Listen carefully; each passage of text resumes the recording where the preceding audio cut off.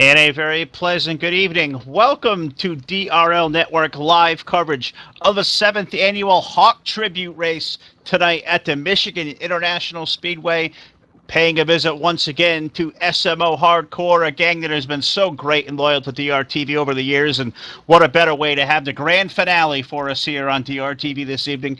Thrilled to have it flag to flag. Thank you, everybody out there in YouTube land, for watching us here this evening. My name is Phil LaCasse, along with Todd Stanton, Joe Allen, and Mr. TV Time, Rich Patton, for one last time at the controls here for DRTV on the DRL network. And guys, as Rich said, this afternoon, over this week, over 3 years in existence, close to 200 shows under our belt. And Todd, it all comes down to the big grand finale for us tonight. And what better place to do so than the group at SMO, the 7th annual Hawk Tribute, one of our most favorite races of the year. And God, can you think of a group who's been more supportive to us over the years than SMO? It's going to be an awesome night for us. It's going to be an awesome night. It's an honor always to be a part of the 7th annual Hawk Tribute Race, the tribute race that we've put on with SMO here. It's an honor to be involved in and to actually have our last show here with SMO on DRTV. I can't think of a group that just doesn't sit there and just watches. I mean, there's guys from this SMO group that just watch every one of our broadcasts. They're in the chat box every week, and it's just an honor to be here.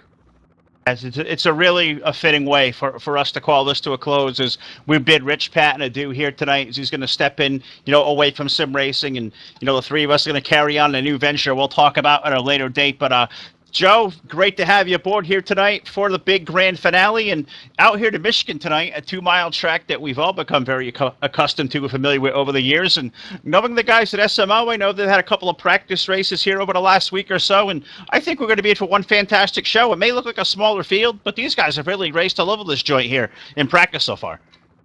Oh yeah, definitely. I mean, we've covered several shows since I've been on the crew with you guys, and it seems like every time we come over to SMO, these guys they put on an awesome show for all the viewers out there. They're really racy, but at the same time, they're very respectful to one another. There's a lot of give and take, and there's a lot of green flag racing that we see when we cover SMO. So I'm really excited. Michigan's always put on a good show. It doesn't matter what mod, what series, what league we visit. Usually, it's an amazing show put on by the drivers. A lot of battles all the way throughout the field, from the leader all the way back to 15th and 20th place sometimes, depending on, the size of field that you have out there. So, I couldn't think of a better league and a better racetrack to come to, close off a chapter of DRTV and end it the right way, the way it should be done. No, absolutely couldn't agree more. And of course, no DRTV broadcast will be complete without talking to our buddy, Mr. TV Time, Rich Patton. Rich, qualifying times going on the board. I know you can display those, but the big grand finale, just a couple of weeks ago, this came to light that this broadcast will be our last before the three of us, venture on and you step away from production stuff. But I'm sure it's going to be a feel-good moment for you. Bittersweet. I'm sure it's kind of filled with sadness as well. But can you think of a better place to be than here at SMO tonight and out with these guys in Michigan for one last time?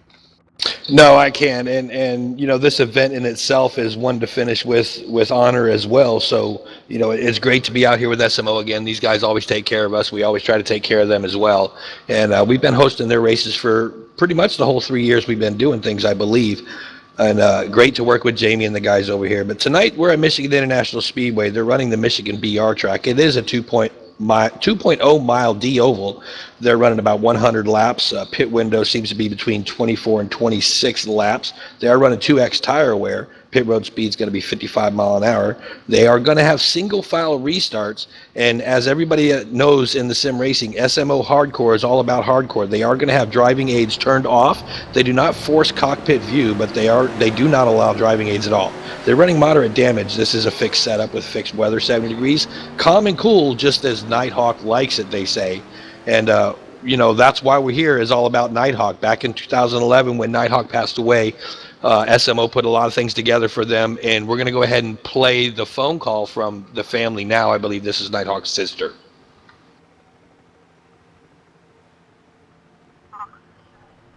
I just wanted to call and thank you so much for your donation and the support, and I love the show for Hawk. And say, that we're so grateful of what you've done, and want to thank you. Thank you so much. We will be keeping in touch. As soon as I have some kind of arrangement, we will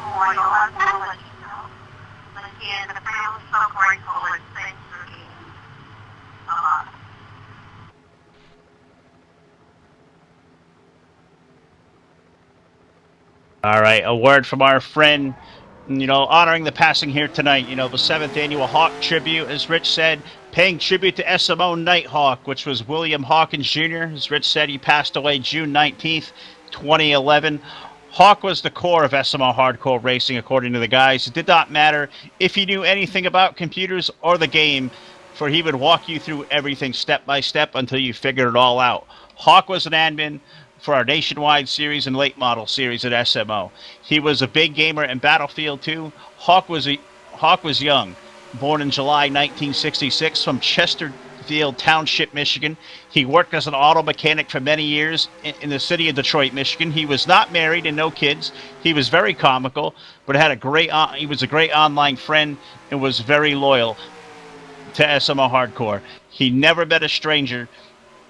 Hawk lost a brother to cancer several years before his passing, and for 3 years, Hawk helped Jamie Tedder organize the SMO Racing for a Cure annual event to raise money for the American Cancer Society.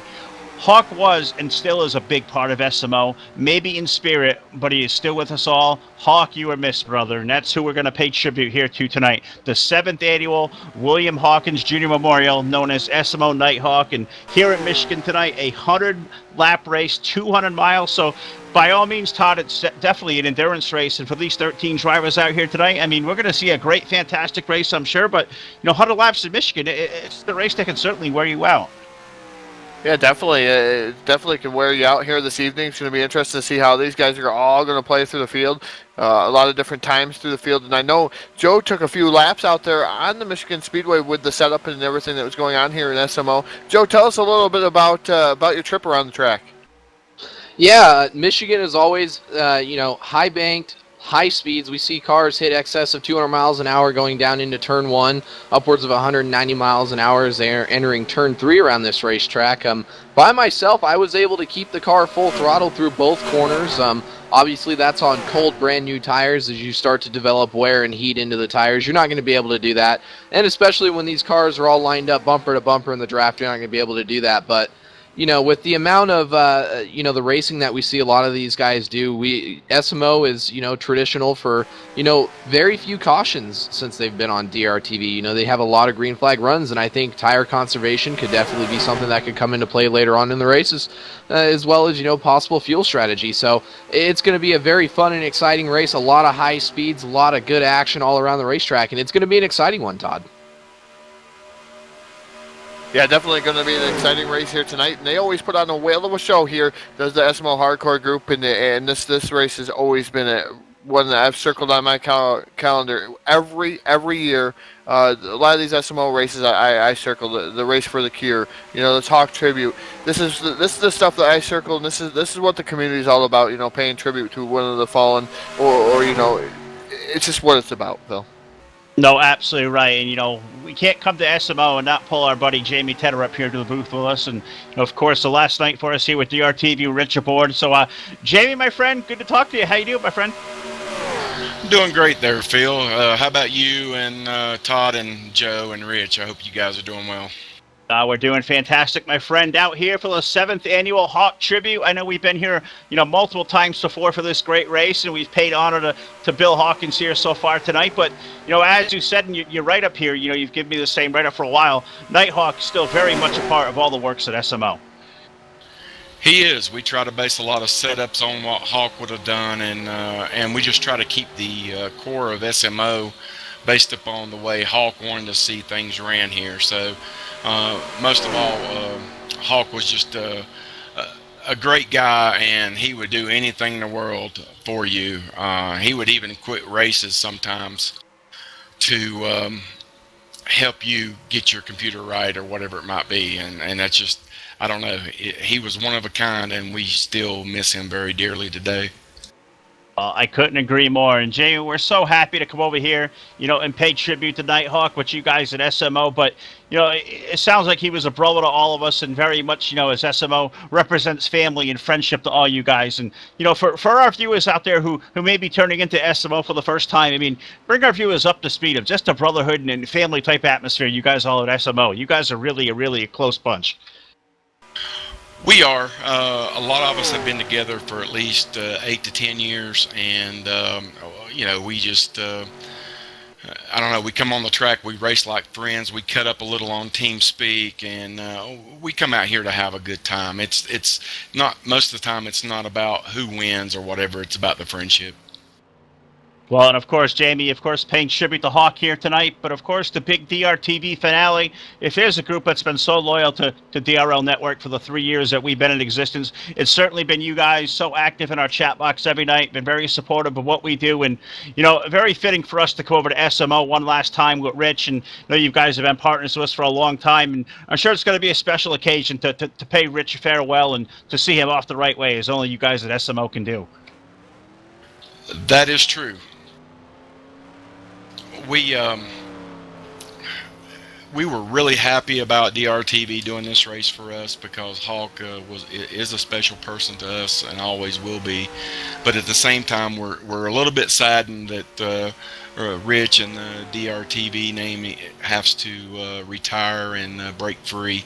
And we, 100% behind Rich. We've enjoyed everything he has produced for us.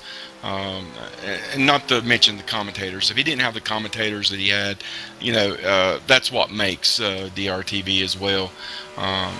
Rich is great people, and all of us at SMO just wish him the best in the future, and good luck with life, because he surely is going to be missed.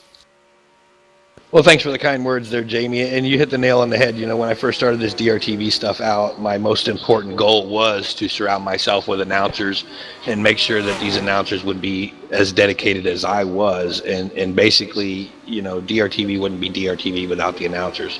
And that's one reason why I'm wishing these guys the best of luck in their future endeavors. I'll be here to assist them to carry on what they can. But I'm going to miss it. I'm going to miss a lot of people out here, and I'm really glad that we're closing out this with you guys. I couldn't ask for a better show to put on for the last one. Roger that, Rich, and I hope we can put on a good show for you guys, and your finale can be extraordinary for everyone. Well, I'm sure it certainly will be, Jamie. You guys at SMO, hats off to you, to Andy, to Viper, all the guys over there. Can't wait to see what you guys do on the racetrack. 100 laps, it's a long race, so I'll let you get to it. But good luck, buddy, and thanks again for all the support you've given us. And if I know any better, I think we'll all be talking to you again here real soon. So good luck, my friend, this evening, and have a lot of fun. I'm sure you guys are going to do Nighthawk all proud. Yes, sir, and we appreciate it, guys, and we appreciate Rich and DRTV. All right, that's our buddy Jamie Tedder. Going to let him back to the race control. But Todd, I'm going to throw it down, or I'm going to throw it trackside for tonight's playing of the national anthem. Then we'll get to our starting lineup.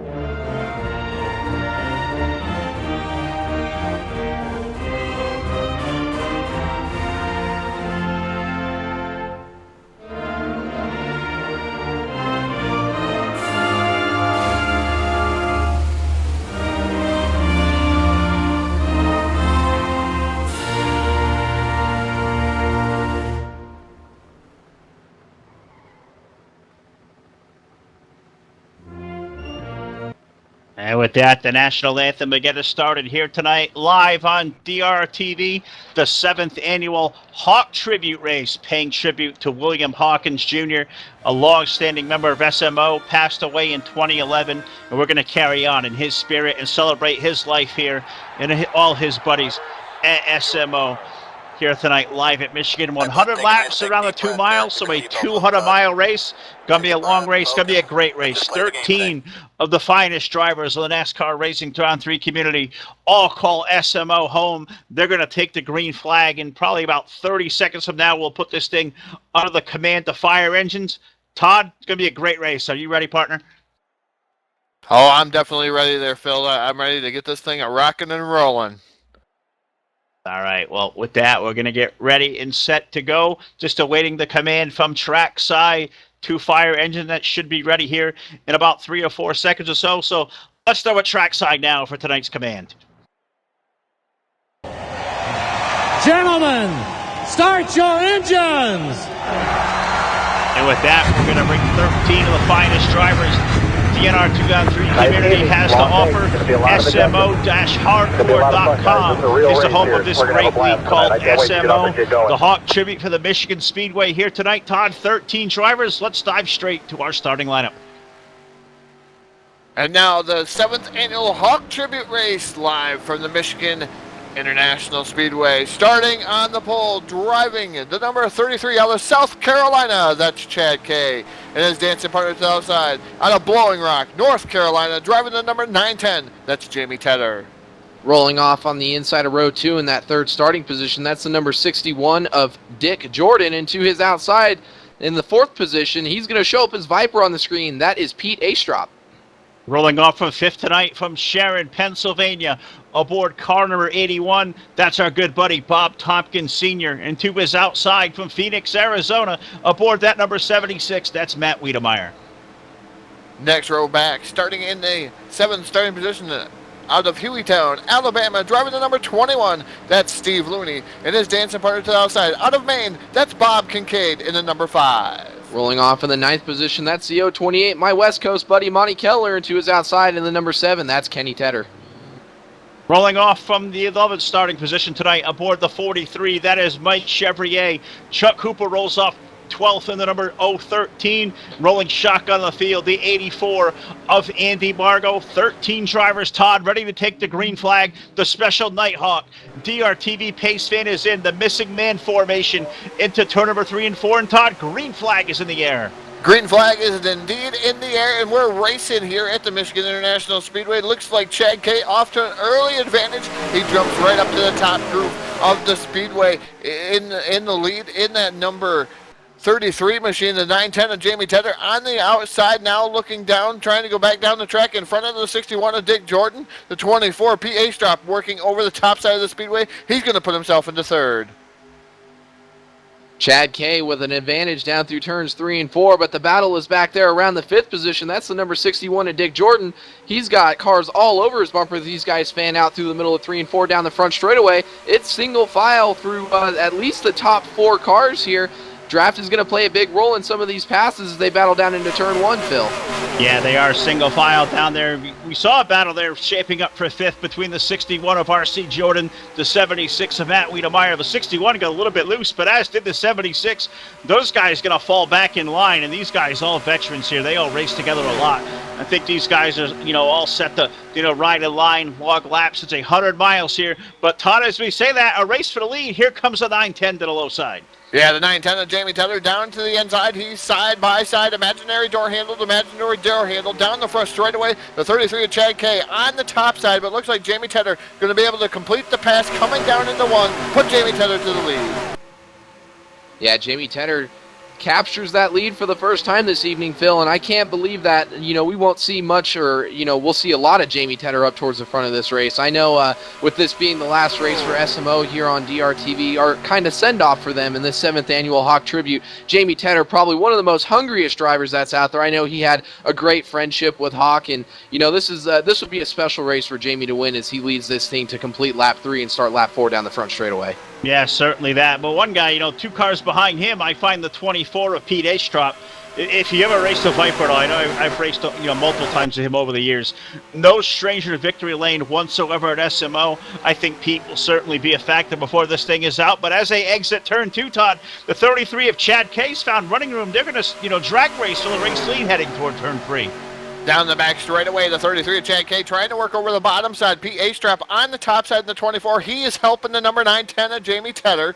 And Chad K looks like his run's going to stall just a little bit. Now Pete A-Strap challenging for that second spot. Chad K on the bottom. Looks like Pete with the help on the top side. He's going to be able to get around the 33 of Chad K. Here comes Matt Wiedemeyer. He puts himself in the fourth. Yeah, he moves into that fourth position, and now that number 24 machine, that's Viper, all over the 910 of Jamie Tedder for the race lead. Tedder's going to go all the way up by the wall on the backstretch. Viper's going to have help from that number 33 machine down the back straightaway. They're going to be battling 2 by 2 as they go down into turn 3 here and give the advantage to that number 24 of Viper coming off of turn 4. He's going to be able to clear the 910 of Jamie Tedder. Yeah, but you may see a high-low switch there as the 910 lets the 24 slide on by. The 910 now back to the low side of the racetrack. They're going to drag race door by door as they head toward turn 1. Tedder to the low side. Ace drop to the top of the 24. 5 cars under a blanket, Todd, as they exit turn 2. Slide job maneuver into turn number 2. Jamie Tedder drifts up the track in front of the 24 of P. A-Strap. A-Strap able to battle back down to the high side. He pulls a high-low switch maneuver of his own to the bottom side once again. P. A-Strap to the lead.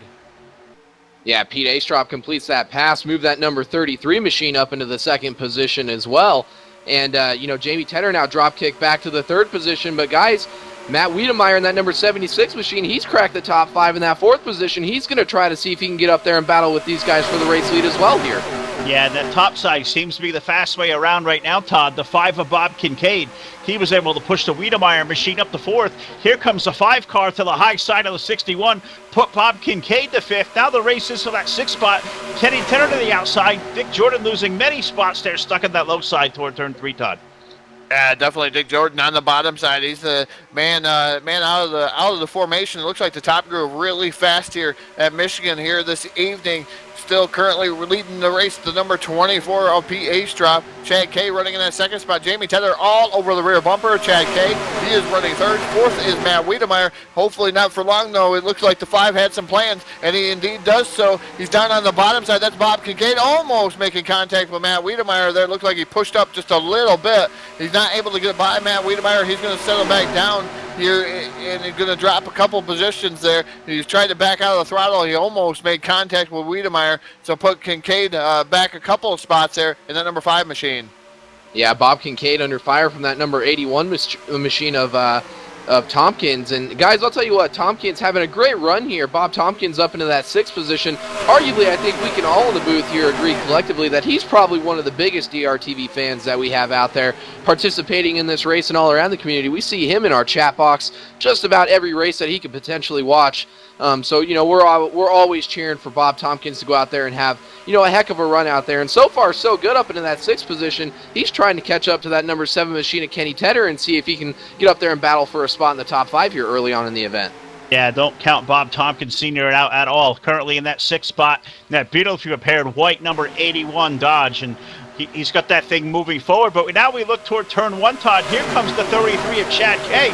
He's going to battle side by side with the 24. They're racing for the lead as they exit turn 2. Yeah, battle for the lead down into turn 1, exiting turn 2 down the back straightaway. The momentum for the number 24, give the edge to the 24 down the back straightaway. A P. A-Strap, he's going to be able to close the door on the 33 of Chad K. K had to go back to the outside. The number 910 of Jamie Tedder is running in that 3rd spot. Here comes Kenny Tedder down to the bottom side. It's the battle of the Tedders for that 3rd spot.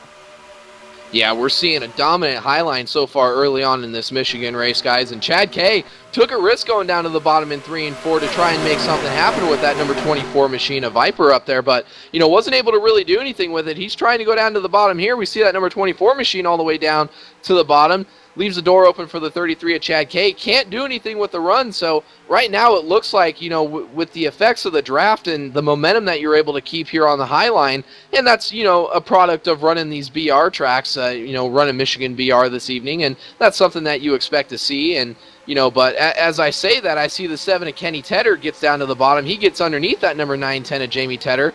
No help down there on the bottom really with any draft until Bob Tompkins in that number 81 machine. He pulls out on the 76 of Matt Wiedemeyer, going to try to make something happen on the bottom here, guys.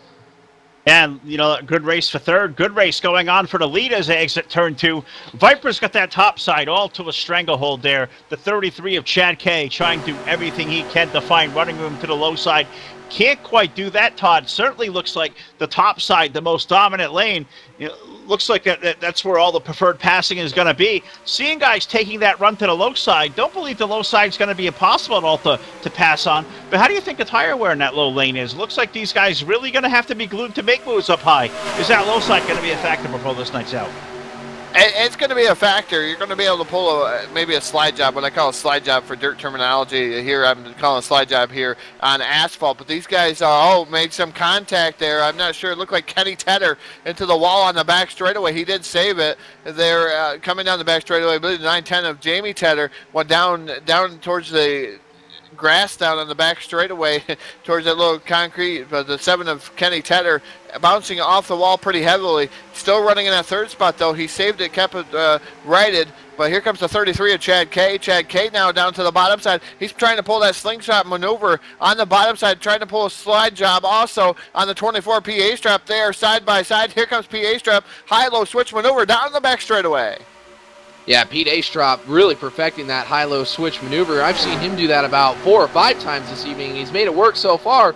He's going to get an edge going down into turn 3 over that number 33 of Chad K, but Chad K going to be able to keep his momentum up on the high side. Pete Astrop down there in that number 24 machine, not sure if he's going to be able to complete the pass. They're going to be side by side down the front straightaway. Move Chad K back up into the race lead here in that number 33 machine. Kenny Tedder up there holding on to that third position after taking a wild ride off the wall coming off of turn 2, guys. He's got to have probably a little bit of damage, but he's up there battling like he doesn't have any cosmetic damage to that machine. No, and I was just going to ask you that same question, Joe, knowing, that was a hard lick for that 7 car. With the aerodynamic sensitivity we have here in Michigan tonight, you were out there around these guys. How much is that going to play a role in the draft, or is that car going to be affected by that damage at all in the long run? I think the long run is going to have the adverse effect on the car. As the tires continue to wear, you're really going to end up seeing, your handling go away more than what it normally would, with a car that doesn't have any damage. So I think on the short run on new tires, while he's out there for the time being until he can get that damage fixed, you wouldn't really see an effect on that. But as the tires continue to wear, that's when we're really going to see some drastic effects. And you can kind of see it now as you watch on screen. You can see him. He's under attack from that 76 of Matt Wiedemeyer. The 028 of Monty Keller are all there. It's just kind of them biding their time, waiting to make their moves right, because the 7 definitely sliding up the racetrack. So you can tell his machine's probably just a little bit tight. Yeah, you got to assume the tight condition there for the 7. But, Todd, looking back to the front of the field, Chad K seemed to stabilize that outside lane a little bit. Viper not, we know Pete at all. We've known Pete a long time now. He's one of those guys who's always a hard charger. Really surprised he hasn't tried to make that low side gander work. But maybe a cagey move by the Viper, just kind of conserving his stuff there, running in that second spot. Oh, he's just sitting there riding, but then he jumps out of line here once again. As soon as you say he's riding, Phil, I swear he's listening to the DRTV broadcast sometimes. He's down to the inside. He wants to make that maneuver. He wants to go back to the lead. And that number 24 machine, not able to get the mustard up, down on the bottom side. He has to fall back into line behind the number 33 of Chad K. Here comes Kenny Tedder in the number 7 machine. He got a sniff of the draft from the number 24. Look at him closing up on Pete Astrop. Yeah, Chad K solidifying his lead out front. Monty Keller in the 028 tried to make a move on Matt Wiedemeyer in the 76.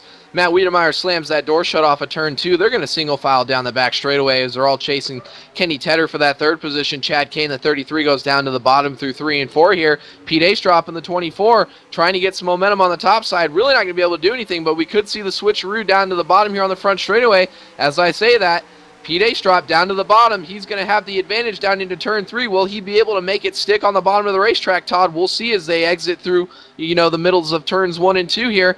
Not going to be able to complete the pass quite yet. Give the advantage to Chad K in that 33 machine off of turn 2. Off of turn 2 down the back straightaway, Chad K still holding on to the lead. The 24 PA Strap tried to work over the bottom side. He's now going to go to the top side as Chad K goes to the middle. And that number 33 machine, he drifts up the track in front of PA Strap. That's probably a good maneuver through 3 and 4. Down the front straightaway, here comes Kenny Tedder. He's close to about 2 or 3 car lengths on the top 2 running cars. So we're going to have to wait and see what Kenny Tedder is going to be able to do. You have Kenny Tedder running in that, like I said, in that third spot. 4th is the 76 of Matt Wiedemeyer, and rounding out your top 5 right now is Monte Keller in that 028 machine. Yeah, what a great run for Monty in the 028. I know we've raced with him a lot recently, on Saturday nights, and great to see him having a good run up here. A strong top 5 showing is 20 laps of 100 up on the board. The Michigan International Speedway, the 7th annual Hawk Tribute for our friends at SMO Hardcore. Grand finale night here is for on DRTV. A fantastic race there, Joe. 21 laps going on the board. We're probably within about 3 or 4 laps of around a green flag pit stop. So, seeing these guys charging up on the outside of the racetrack, you can't imagine they burn their tires off really a lot. So what do you think is going to be the strategy for these guys up front when they come to pit road under green? Is it going to be 2? Is it going to be 4? Do you roll the dice at Michigan and take none? I don't think none's the right call, but you think 2, 4, what would you do? Well, I think 2 tire strategy call is something you're going to see towards the end of the race. I know Michigan, is, traditional for their long green flag runs, but this early on in the race with, the racing we know SMO provides, even when they're off DRTV, they're accustomed to long green flag, very limited caution races, and you have to assume that this race is going to continue running green, and just based on that theory alone, you're probably going to end up taking 4 tires here. You don't want to lose too much ground on these guys up here, regardless of how many tires you were able to save running the top side on what we all like to call the BR line up there. They may be saving their tires, but I think we're going to see a lot of these guys take 4 tires, and the pit stops are surely going to be interesting. Michigan, while it's a big track, big spread out racetrack with a bunch of racing grooves, pit road is very, very tricky to get onto and, safely without hitting that pit entrance wall with where it's situated down there off the racetrack. Well, I couldn't say that better. As a guy who has completely blown Michigan's pit road more times than not, I mean, it looks like those water barrels, Todd, after the exit of pit road, they look like they're a far way down, but I think I've seen you before hit those things. I mean, you come off these Michigan high banks, at close to 200 mile an hour, down to pit road speed, which is 55. You get off from that high banking down to that flat surface, it's really hard to get that car slowed down, and if you're out of control, you may find those water barrels and without even really knowing they're coming. Yeah, them water barrels are definitely not soft either. Snow's not soft or fluffy. The water barrel is definitely not soft, and they'll ruin your night. They'll completely destroy your night, destroy your car, and it's one of those things. You got to watch out for that, and you got to make sure you get it wound down quickly and off the racing surface. And a lot of these guys, in the tires, I'm starting to see some of the tires go away on some of these guys because I'm watching them go into the corner, watching them drift up the track, and then they have to lift out of the throttle as it looks like leaders are coming this time by here to come down pit road for service. They want those fresh Goodyear Eagles. Yeah, it looks like so far we have just a couple just a couple race cars that are staying on the speedway this time around, but most of the top 5 down pit road. Chad K in the 33, 24, Pete Astrop, he's coming down pit road. The 7 of Kenny Tedder. I see some other cars coming down, so I'm down here waiting on that number 33 machine, that beautifully white and green painted machine of Chad K as he comes to the attention of his crew down here at the long end of pit road in that number 1 pit stall, arguably the preferred pit stall here. Crew's around the right side of the machine. Right side is up. Lug nuts are going on. That car is dropped down. Looks like the crew's running around to the left side. Left sides are up. It's going to be a 4-tire pit stop, 2 cans of fuel for that number 33 machine. 4 tires is the call for the 24 of Pete Astrop, also the 61 of Dick Jordan. 4 tires to us on the pit road. Pit crew spent a little time on the right side of the number 7 of Kenny Tedder. 4 tires was the call. They got the right side damage pretty much ironed out, and the 7 of Kenny Tedder's down and away. Yeah, it looks like up and down pit road, 4-tire pit stops, 2 cans of fuel for all of our leaders. I'm down here. I've caught up to the 028 of Monty Keller in his pit stall. Crew's around to the right side. Right sides are up. Lug nuts are on. Right side is down, left sides are up. It's going to be 4 tires, 2 cans of fuel for that 028 machine of Monty Keller as well, guys. I got the number 43, and look at that awesome paint job there. That's a CUDA out there, if you can believe it. The 43 of Mike Chevrier. 4-tire pit stop for that red, white, and blue 43. Todd, he's down and away. 4-tire pit stop for the number 84 of Andy Margot. He's down and away. He's joining the field.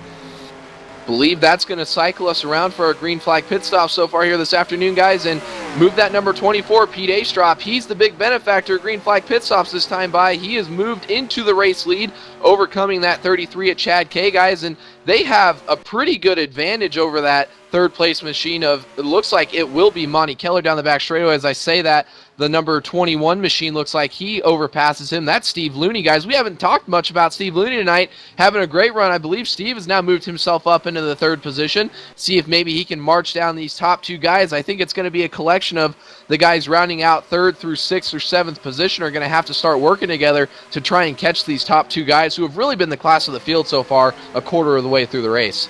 Yeah, it's a 3-second advantage that Viper and Chad K have over 3rd place running. Steve Looney, the 21. Bob Kincaid, the 5, going to round out, the 4th spot. Jamie Tedder, 5th. Monty Keller, currently 6th. Kenny Tedder, 7th. Mike Chevrier is 8th. Matt Wiedemeyer's dropped to 9th. Andy Margot's currently 10th. Dick Jordan is 11th. Chuck Hooper is 12th. And Bob Tompkins Sr. currently 13th. That's a full field rundown. Sponsored by our friends at SMO Hardcore. SMO-hardcore.com is how you find this great league. Through the first round of green flag pit stops, working lap number 28, Todd, how do you overcome this 3-second advantage if you're guys like Steve Looney, Bob Kincaid, and Jamie Tedder? What can you do at this point to run that top 2 down? Oh, they're pretty much going to have to stay in line, Phil. The draft does play a key role here. Those guys are 3 seconds behind, but there's 4 of them, and there's only 2 of them up front. I believe those 4 can run down P.A. Strap and Chad K in a draft, and we're going to see this time by and see what happens here. Really good pit stop, like we said, by P.A. Strap and Chad K. They're on and off pit road really quick, and they were able to do something. But it looks like Steve Looney, looks like they lost a little bit of ground, but they're going to have to get the kinks ironed out just a little bit in that pack in order to catch these top 2. Well, Joe, I know this track is very, very draft dependent, but usually we see something like a draft play a role at like the big restrictor plate tracks, like a Daytona, Talladega, if you will. We're in Michigan here tonight. These guys ain't exactly flat-footing their way all the way around, I don't believe. So what kind of things can these guys try to utilize that draft better and, not lose any kind of time? Because as you said, they lost time last time around. Yeah, it's a matter of getting all the guys bunched up and collected together. They're all within they're all within a second of each other. That 21 machine of Steve Looney all the way back to the 7 and Kenny Tedder, but they're still spread out enough to where they're not gaining a ton and they're actually losing a little bit of time. Steve Looney has just over 0.2 of a second gap between him and that number 5 machine, which makes it real tough to try and utilize that draft. And you're going to lose a little bit of time through the corners. You have to give yourself separation with guys getting off the throttle to avoid running over each other, but you really want to use the long straightaways down that front stretch and down that back stretch to really get on each other's bumpers and try to gain as much time as you can. And what you really need to happen, especially at a track like Michigan, while it is draft dependent, it still relies a lot on the driver. You want to see Chad K in that 33 machine try and get up there and battle Pete Astrop in that 24 for the race lead. We've seen him go down to the bottom, kind of leave Pete up there on the top side, but hasn't really been able to get underneath him. So the guys behind him really want these guys to start running 2x2 as well. That'll allow them to pull up to him within the next couple of laps if these guys will get up here and start racing side by side with each other. And at what time, Todd, you see these guys all glued to the top side of the racetrack that we've seen all night long? If these guys are going to form up in a pack and try to run these guys down, these last 2 laps, they have not made any time at all. At what point does this group entertain maybe trying the low side of the racetrack? Well, I don't think the low side of the track's going to help them. It's really grippy up top. I just think they got to stay in line and work together. And a lot of them are jumping out of line, out of formation. They're racing like it's the last lap. If they want to really catch the leaders, they're going to have to work together. And right now, they're not working together, and that's causing those guys to be able to run away. They're not running away by a lot, but they're still running away. And the last time by it was 3.278 to Steve Looney. It was Viper and Chad K ahead of them. So we're going to see this time by and see if they've gained anything. But the last 4 or 5 times they haven't. And that time by they lost even more. Now 3.467 seconds behind the tandem up front there of P. Astrop and the 33 of Chad K. Yeah, that certainly is. Okay. Yeah, because it's looking at... that second pack as we're documenting, they're just losing time a little bit at a time there, Joe. Seeing guys like Jamie Tedder peek it down to the bottom side of the racetrack versus Bob Kincaid, the 5, he's kind of glued, committed to that top side by the wall. You think that's costing those guys any time at all by Jamie ducking out of line like that? Do you need to be tucked right up on their back bumper if they're going to make time? Yeah, and, I'm not so sure that Bob Kincaid up there maybe doesn't have a little bit of damage. He really hasn't been able to get within 1/10 of a second of Steve Looney at 21. As I say that, Jamie Tedder into the back of the 5 machine. Kenny Tedder in the 7 into the back of the 028 of Monty Keller. So a lot of cars collected in an accident here through the middle of turns 1, guys. And that's going to bring all of these guys bunched back up together, but obviously not the way that Jamie or any of these guys wanted to see something like this happen here at lap 34 of this 100-lap event. No, it's certainly not, but it's going to put us under caution flag for the first time tonight. It's going to put Rich busy for the first time this evening, looking for a DRTV replay. I'm sure we had a great look at that on the live screen there, but contact working its way to turns number 3 and 4. You know, two guys who didn't want to see that wreck there, Todd. Viper and Chad K, they were checking out from the field. That's going to bring the rest of the field right back into the clutches of these guys. It's a brand new race.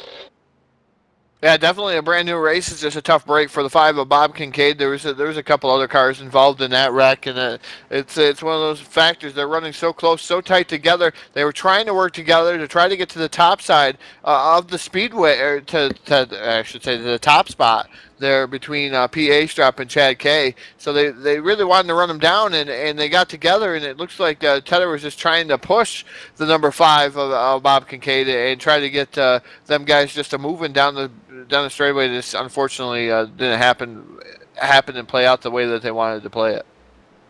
So, Joe, the field heading its way onto pit road. We just saw these guys all on here, maybe about 6 or 8 laps or so. You think anybody gambles with 2, or is everybody going to say the safe side and maybe take 4? They're on pit road. What do you think? I think we're going to see the safe side. I'm anticipating 4 tires for everybody.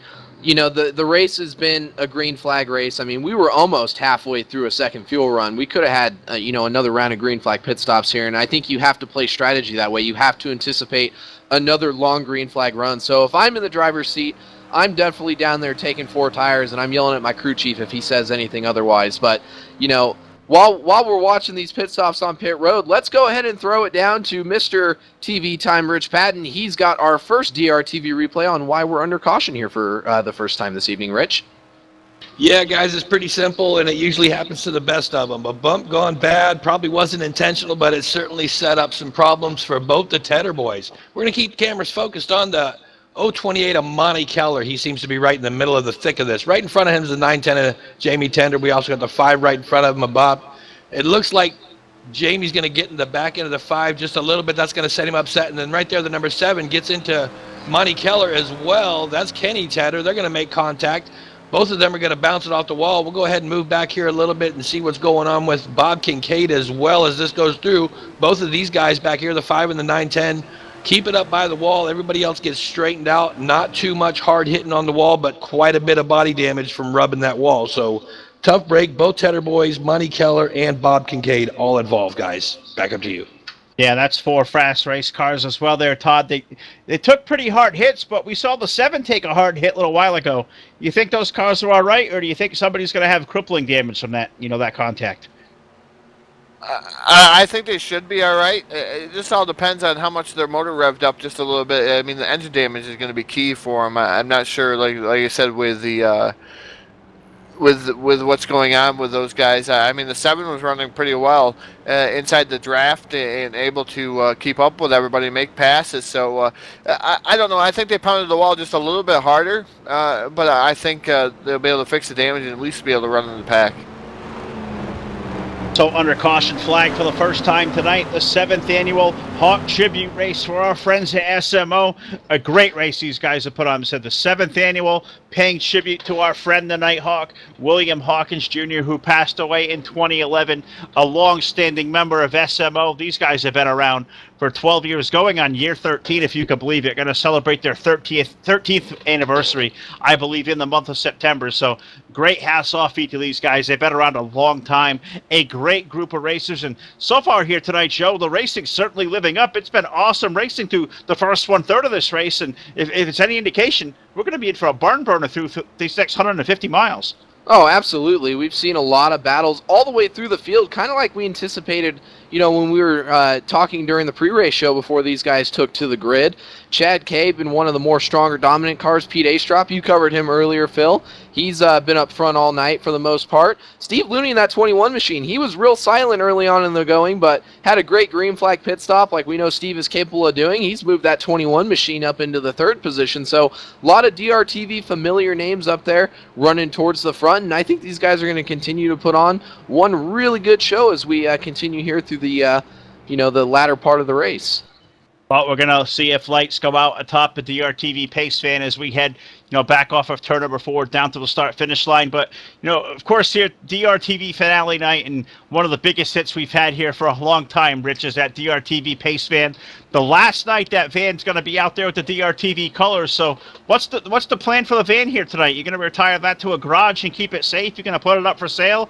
I know guys have been clamoring to get a piece of that van for a long time. What's the plan going to be after this evening? I was thinking about selling ice cream in the neighborhood with it, but I don't know. A lot of people have issues with, old vans and old men driving them. So, yeah, I don't want to become a stalker in a van. But definitely a new paint scheme tonight. We got different colored wheels on it tonight. We've also running the Nighthawk logo on the side for Nighthawk and added a little bit of red splice in there. So, yeah, van's got a little different look tonight, a little more sportier. We put some sportier wheels on the back end and yeah, I don't know. I don't know if it's going to go to a museum or we're going to crush it or turn into an ice cream truck. I just don't know yet. Well, I guess it remains to be seen. Maybe we have to have a negotiation after this night is done and, maybe try to hijack that van, maybe strip it down, put some new decals on it. I guess we'll have to talk later on there, Rich. The field, Todd is in turn number 3. Chad K is going to restart with our lead. The Viper, Pete Astrop, Steve Looney, Mike Chevrier, Andy Margot. We haven't talked much about Andy all night long there, Todd. We know he's no stranger to victory lane whatsoever at SMO. No surprise at all to see him amongst the top 5. Andy Margot may be a player before this race is over.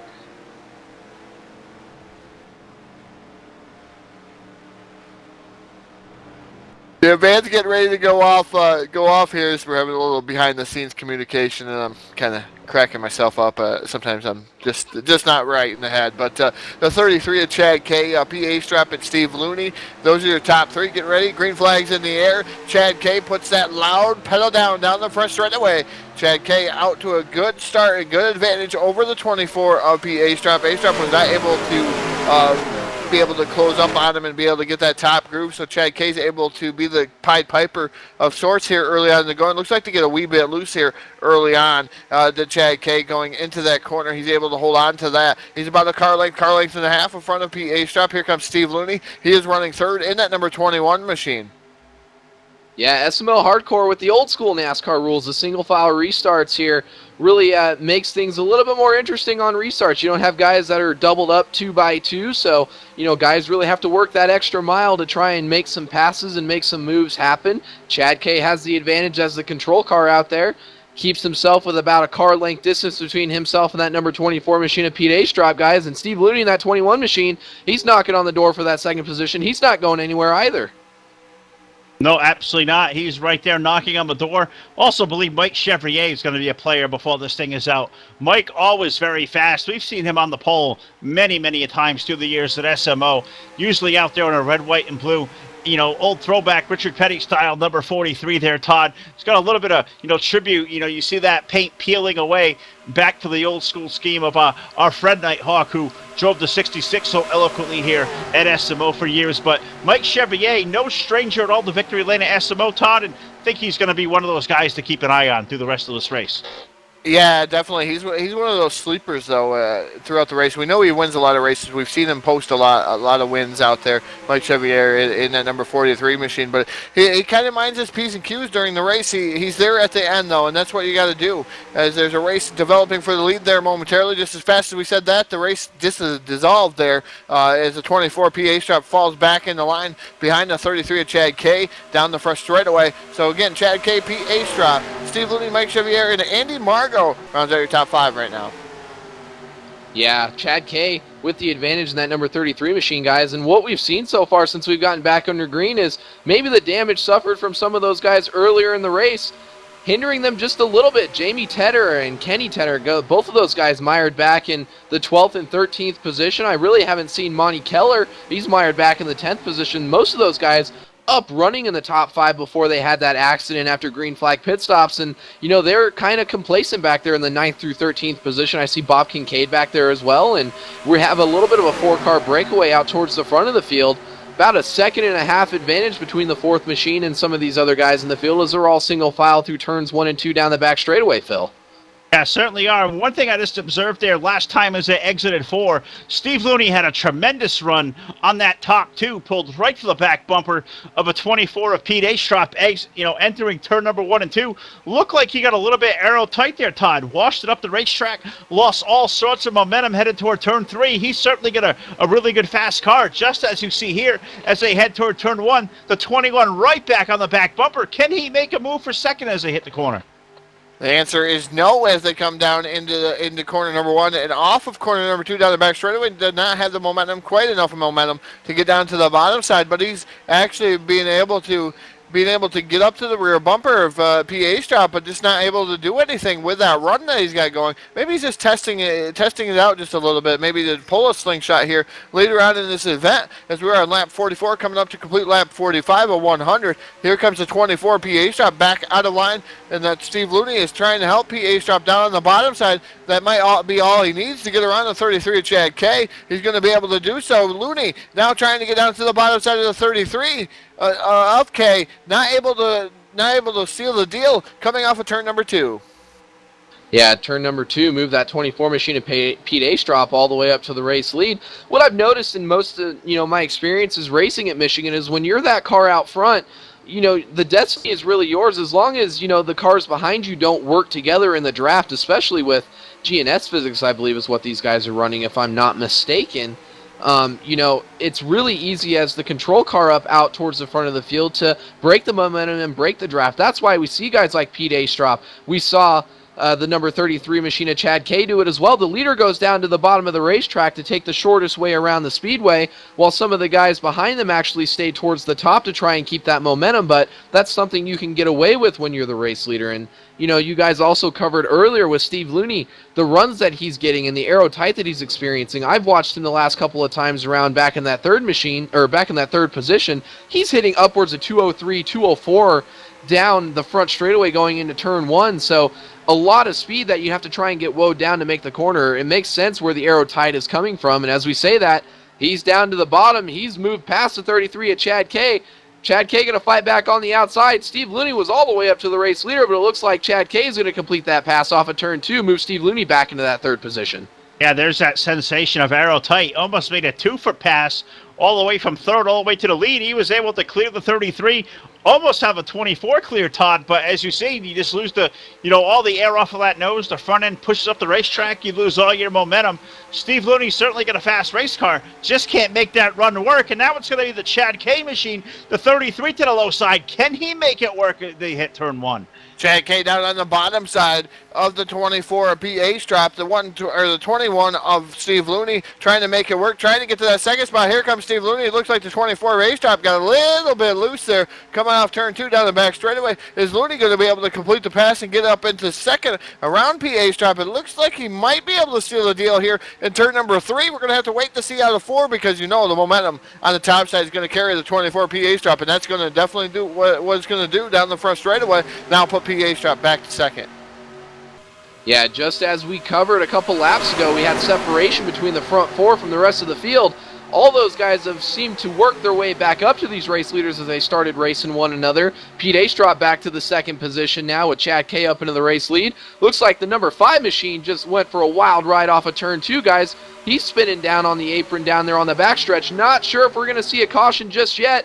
And there it is. Caution lights are out on the racetrack, guys. Trouble off of turn 2 is going to slow this event for the second time this evening. And, guys, we're coming around to complete lap 50. We've seen these guys be able to go anywhere from 22 to 23 laps. So this could really end up turning into a little bit of a strategy race here for the second half of the race. Yeah, I think the fuel window, Joe, is just on the edge of that 25 lap mark. So probably one more stop from here. If they pit now, probably one more till they make the end. I think that may be a safe play there, Todd. But issues there for the 5 of Bob Kincaid. Looks like a little bit more damage. We know he was struggling. He was up to that 8th spot, just to the back half of that draft there. But more damage that may hinder his night even more there. That number 5. Yeah, that's a tough break for Bob Kincaid. Kincaid has won on DRTV here before. It's tough just to see Bob Kincaid struggling here tonight in that number 5. But Mr. TV Time's ready down in the control booth for our second replay. Rich, what happened? Yeah, guys, this time we're going to keep the cameras focused on the number 5 of Bob Kincaid. Looks like he's going to go for a spin cycle on his own. We'll play this through in slow motion. Looks like he's trying to catch this pack right in front of him. Comes off the corner, gets a little wiggly, tries to save it. Saves it off the wall, but next thing you know, it just gets out of control and takes him down towards the infield. He's trying to keep it off from getting out there into the walls. Does a great job at that. Keeps it down there on the apron. He's definitely spinning in the slow motion spin cycle now. Looks like he's trying to come back up on the track. That right there is probably what set that caution off, since it seemed to be such a delayed caution. He's able to keep that car pretty much under control. Great driving by Bob Kincaid. Didn't really bounce it off of anything. So if he gets these tires replaced and get rid of these flat spotted 4 tires he's got on there, he's going to be in better shape to get back into this event. Good thing he didn't hit anything, so he doesn't have really any damage to deal with. Back up to you guys. All right, so that's Rich Patton with the report. These guys now just past the halfway marker, 50 laps into the Hawk Tribute race here at the Michigan International Speedway. Everybody on and off pit road there. Todd resetting, 2 cans of Sunoco fuel, 4 tires on there. All these guys, no worse for the wear, all down and away. I think we're going to have a great race to these last 100 miles. It's been an awesome race here, slowed by only 2 caution flags. These guys at SMO always put on a great show, and doing once again tonight. No surprise whatsoever. Yeah, definitely no surprise. These guys put on a whale of a show. There, at one point, Phil, I seen 4 wide. Somebody may have made a mistake on the top side, but they pushed it 4 wide and they made it through the corner. And I was pleasantly surprised that those guys were able to make it through the corner like they were. And these guys know how to race here at SMO Hardcore. I've raced with them a couple times. It's really difficult. Really difficult for me to race. Race there was really difficult for me to get a learning curve because I've always used a little bit of steering assist on my steering wheel, and so it was difficult for me to get a hold of some of these tracks. But with a little bit of practice, I started being able to run with these guys.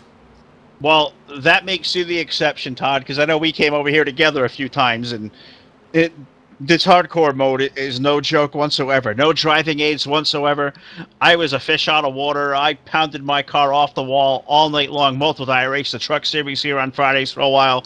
These guys are no joke. These guys all get up on the wheel and drive. But, Joe, I'm not sure how much success you've had as far as hardcore mode, no steering assist, no driving aids at all. I know it kicked my butt for years. How about yourself? Even with the exception of an automatic clutch, because I don't like using my clutch pedal. I use that as a brake on my G20 or my G920 here because it's a little bit softer, but I don't use any other driving aids. I don't use any steering assist or anything like that. So I haven't had the pleasure of coming over here and competing in an actual SMO event. I'll have to stop by sometime and jump into a race and get out there and do it for myself with these guys. It looks like a lot of fun. I mean, these guys are really aggressive out on the racetrack, but there's a lot of respect, and that comes with racing around, guys that you've known for years and years and years. Like Jamie said, he's known most of the guys that run at SMO for 8 to 10 years. So as you continue to run with familiar faces, you get used to their tendencies, and what one guy may do in one situation is different from what other guys may do, and you get used to it. So it allows for, the racing that SMO puts on where, guys are used to running around with each other. But I would love to come over here to SMO one night and hop in a race with these guys and go out there and battle it out and duke it out around the racetrack. Oh, it's certainly a great time. SMO-hardcore.com is how you find Jamie Tedder, Pete Astrop, Andy Margo, Bob Tompkins, all these great characters that we've gotten to know so great over the years. An awesome bunch of guys. Can't recommend them at all, enough at all. SMO-hardcore.com. But, we're here on DRTV tonight celebrating the finale. Once upon a time, Mr. TV Time, Rich Patton, before you had this, this big moniker of, being in the control booth and having this conglomerate called DRTV, you were once upon a time a driver out there. How much experience did you get as far as this hardcore racing mode, the no aids, and how'd you like it back in the day? Well, when I first started out, of course, I just like most people, started out with a little bit of driver's aids, and I quickly learned that it seems to tear up your tires a lot more. You don't get quite the mileage out of them and whatnot. So through the years, I've progressed away from all driving aids. I think, like Joe mentioned earlier, I do keep the automatic clutch on because, I just don't want to break anything, and I'm not always thinking enough to do the clutch like I'm in a real car because I'm, trying to get through the gears quick and not thinking. I guess like most also. So my biggest thing with no age is I think that should be everybody's goal. I don't necessarily like forced cockpit, which SMO doesn't force cockpit view only, which I think is a great thing. But I'm all for the rest of them being turned off. I think if you can get there, it makes life a lot easier. Now, I do know that it does make the car a little more loose and a little more squirrely, so you have to be a little smoother. But definitely that should be everybody's goal. Well, looking like a little bit of hiccups here getting ready for the restart. Looks like there was a checkup through the back part of the field and a couple of cars making contact. I think I saw the 33 of Chad K get turned around, so we'll see if he can't get reset and rewrite with the field. Let's see, it wasn't the Chad K machine. It was a white car. I got to go back and see who that was, but I think it was Bob Tompkins that was around there. There was contact around the 24 of Ace Drop, the 81 of Tompkins. Looks like lights came back on the DRTV pace fan, so going to be at one more lap before we go into the green flag. But Rich, I believe you got that picture-in-picture for us with the replay? Yeah, definitely. We'll throw it up there in picture-in-picture. Meanwhile, the pace van's still rocking on the top left side of the screen. We'll keep our cameras focused on Bob Tompkins Sr. in that 81 machine. Looks like a little bit of checkup. And then, as we all know, watch how this goes. A checkup causes a slinky maneuver. Looks like the 028 of Monte Keller might have slowed down. 81 slowed down. 56 of Chevy Air slowed down. Next thing you know, Viper right behind him.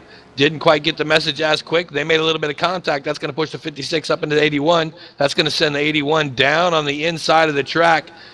Tough break for Bob. Good thing it was all under slow motion. Nothing really is going on. Just a little bit of bumper banging. And as we all know, nothing wrong with them bumpers making contact out there. So gets this stuff straightened back out, get back in line, and get the green flag back out, and we'll be underway soon.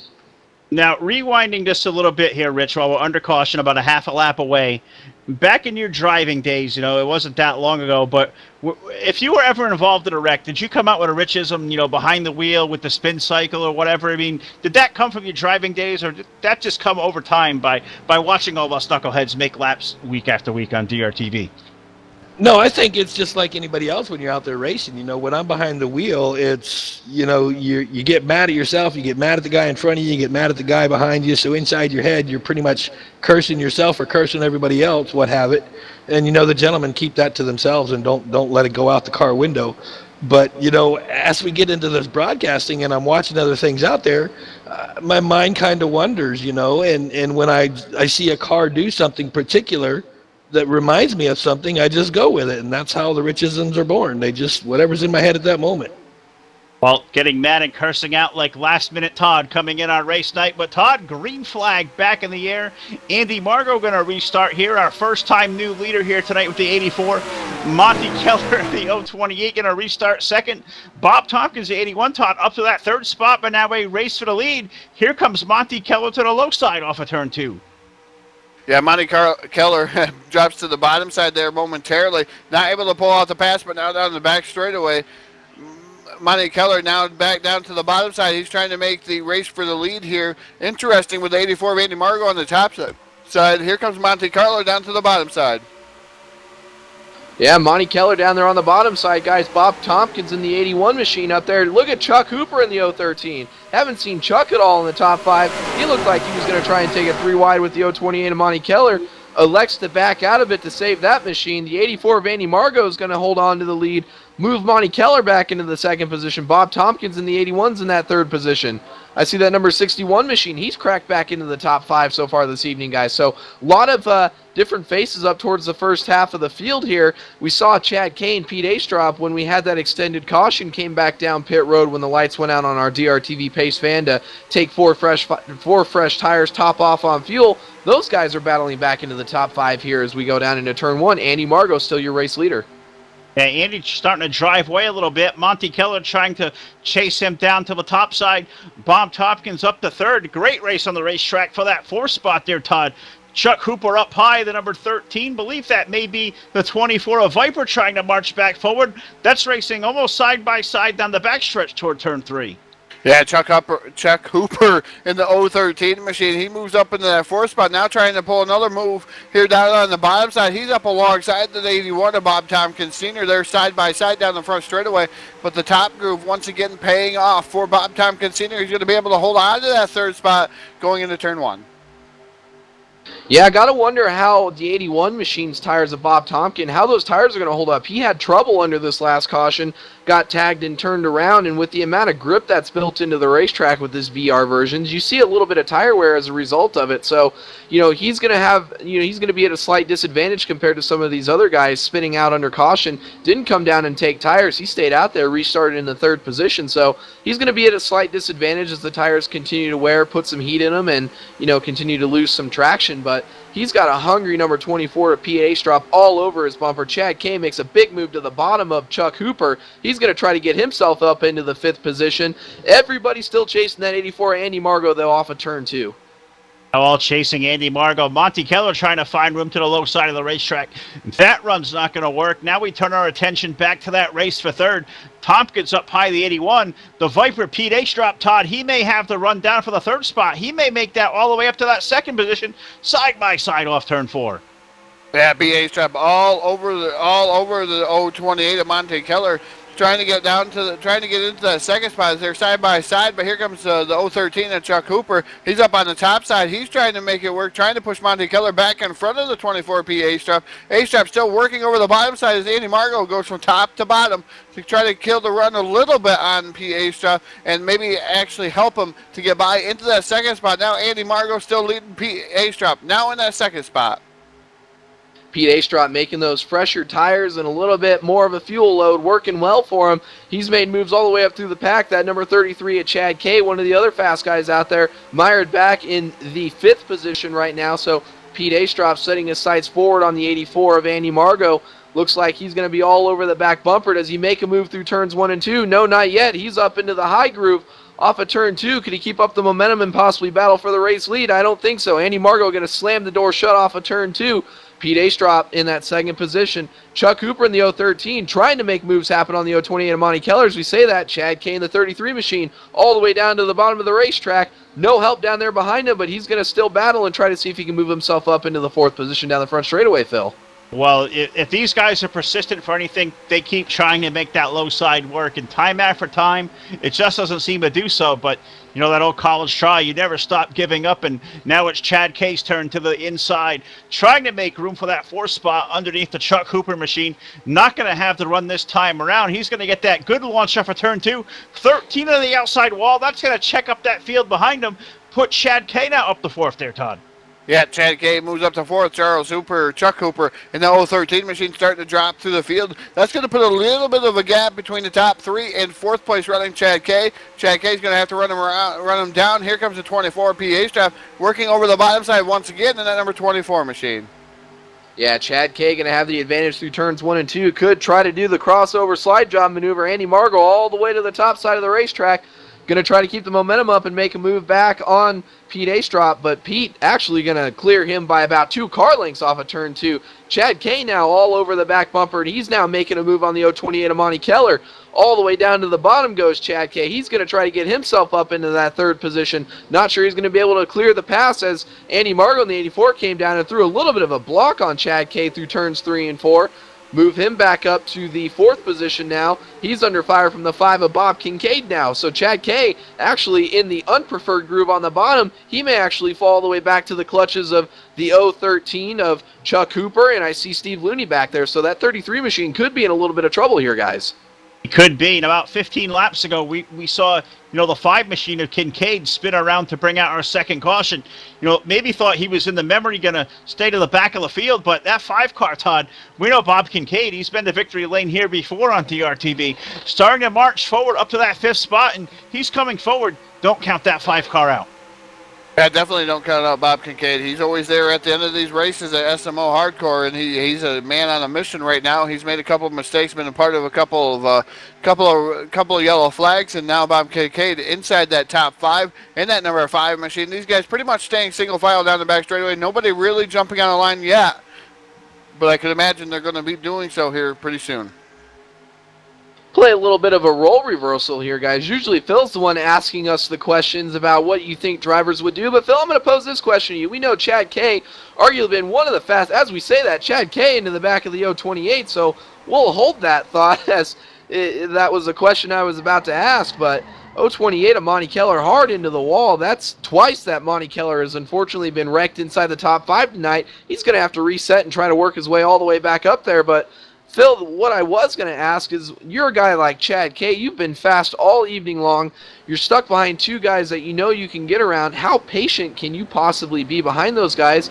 And when do you have to start making some aggressive moves to try to get yourself up there to catch a guy like Pete Astrop who's pulling away from these guys with those fresher tires? Well, how patient am I going to be? Severely patient. I'm not going to be in any rush whatsoever. I know I got at least one more pit stop here to make. I really hit it the first time. I came out with Pete, all by our lonesome. I'm not going to, gamble whatsoever. I'm going to stay in line. I'm not going to abuse my stuff. I'm going to bank on making that last pit stop and, sticking with the 24 and no panic whatsoever as these guys under caution flag for the 3rd time tonight. 66 laps to 100 on the board, and Rich Patton for the 3rd time tonight is ready with a DRTV replay. Yeah, guys, this time we're going to keep the cameras focused on the 028 of Monte Keller. It looks like Chad K is going to get into him a little bit here. We'll play this out in slow motion as they get through the corner, coming down the curved front stretch here. Looks like Chad K is going to make a little bit of contact with him. It looks like Monty Keller checked up a little bit right in front of Chad K. Chad K didn't realize it till it was too late. Gave him a little bit of a bump on the angle of that front stretch. That's going to spin him around, put him right in front of that 013 of Hooper. Hooper gets hit in the back end by the 76 of Weedy. That's going to send Hooper down to the infield. Looks like he clears all the other cars. Meanwhile, Monty Keller keeps it up by the wall, facing in the wrong direction. See all the cars coming at him. They're able to get down below him and get by. And he finally brings it to a sliding stop there up against the wall. So tough break for Hooper and Keller. Both cars going to show some damage out of this one, guys. Back to you. All right, well, all these drivers coming on and off to pit road. Looks like Todd, the way of the land. 4 tires and full of fuel for everybody. At least one more stop here left to make. 67 to 100 on the board. Is this the last 4-tire pit stop you think we see for our leaders if they pit again under green? Had they set themselves up for a two-tire pit stop that last time around? I don't know. I mean, you could see a 2-tire pit stop, 4 tires. I didn't get a chance to go out there and spend a little bit of time on the setup, but I believe if you're running pretty hard, you're going to burn a little bit of your tires off. 4 tires would be a safe call for me, but I could see some of these guys gambling and taking 2 tires. I can see the gamble, and I'll ask Joe the same question. Before I ask Joe and let Joe answer, let's ask the YouTube chat box. You guys have been busy out there all night long. The viewership's been great. The dialogue has been exchanging back and forth. Guys in the chat box, what do you think? If these guys set themselves up for one more stop with 2 tires, is 4 tires the way to go, Joe? What do you think if you stop with about 10 laps to go? 2 or 4? What's your pick? Well, I'm channeling my inner Larry Mack up here in the booth, running some numbers in my head. We're getting about 25 laps on a fuel run, so if you factor all of that in with caution laps right now, if you're clutching and saving fuel, you could actually come down pit road with, inside 10 laps to go, right around lap 92 to 93 most likely, maybe even 94 if you save enough fuel here, and, come down. And I think with 6-7 laps to go, I'm definitely going to take 2 tires. I'm going to take a risk and a gamble. It's not a charity race. It's a fun race. It's a memorial race. I want to go out there and, I want to win on the last DRTV race. So I'm going to come down and take 2 tires and hope that I put enough gap between myself and the guys that take 4 tires and run away with hopefully a win. Rich, I'm going to ask you the same question as an old racer. 2 or 4, Joe's kind of saying 2. Todd's thinking maybe 2. I'm going to go against the grain and say 4 tires. What do you think? Yeah, this is Michigan. I don't think 2 tires is going to give you enough of an advantage over 4 tires. I think 4 tires is going to be the way to go. I think it really depends on where that 24 and 33 machine are in the field when I go in. If I'm ahead of them and I got a bunch of traffic between me and them, I might chance 2. But if I'm behind them, definitely going 4. I think they're the 2 class of the fields today, and as you can see right now, the 24 looks like he's going to be starting up front here. So I don't know. I think 4 tires, unless I got something really working well for me. Well, I guess we'll have to see. Light still on, so this time around we can expect the 1 to go signal. It's going to be Pete Astrop, the Viper, and the number 24. He's going to restart as our leader. The 84 of Andy Margo going to roll off second. 3rd place, we find the 33 of Chad K, the 5 of Bob Kincaid, the 13 of Chuck Hooper. JV Tedder, the 910 guys, he's rebounded nicely up to that 6th spot. 7th would be Matt Wiedemeyer. Just as we say that, timing and scoring all resets gets me all messed up here. So I'll freeze on that full field rundown till we get back under the green flag condition. But these guys stopping on and off pit road now for a little splash go there, Todd. You think that's a good call? You're going to gain every ounce of fuel you can and stay out those extra laps? Or you think anybody from here may think about short pitting in about 5 or 6 laps? The way it's been going, I think you can see some of the guys short pit, but a lot of these guys have teams outside of here. You got like Mountain Motorsports. You got a couple other teams in here. Those guys work together, and if they're able to be on the same strategy, I mean, you're going to have to you don't want to be going in by yourself still. Even though it's Michigan, you don't want to go in by yourself. You want to have somebody with you that will follow the same kind of strategy, because you don't want to be caught out there because you can lose precious time. The guys that are running in 2 and 3 car packs. Well, I guess we're going to remain to be seen. The lights are out atop a DRTV pace van. Could it be the last restart we see of the van? We'll see if it's the last one he'll take on that left-hand turn to pit road. Astrop, Margot, Kincaid, Tedder, and Matt Wiedemeyer now has worked his way up to that 5th spot as we await the restart. Going to be just about 30 laps to go here at the line. Joe, what do you think through this, this little burst here with 30 to go? You think these guys going to ride in line? You think you're going to see guys like Steve Looney, Chad Kay? They're starting deep in the field. They're going to have to make some evasive move here real quick to work their way back to the front. Absolutely. We've seen passing up towards the front of the field between the leader and the second place car been relatively easy. It's just a matter of playing the draft right. As we say that, Flagger's got the green flag in his hand. Green flag underway. The 24 Pete Astrop gets a huge jump over the 84 of Andy Margot down into turn 1. About a car length and a half advantage over those two guys. Single file through the top 5 so far as they battle through turns 1 and 2. But we've seen passing for the guys up in that first and second position relatively easy, depending on how you play the draft and if you got a guy behind you that'll go with you and give you the shove you need down the front straightaway to get up next to that guy and make a run at him into the corner.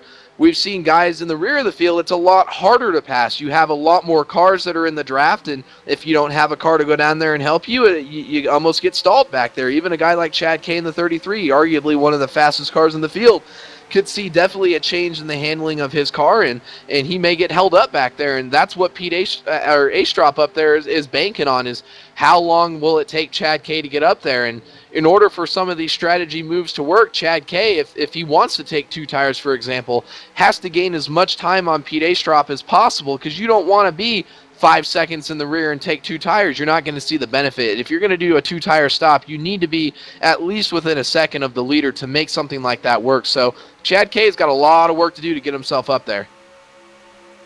Yeah, definitely Chad Kay does have a lot of work to get himself back up towards the front of the field. We're going to have to see if he can march his way up to inside the top 5. It's not an easy task, no doubt.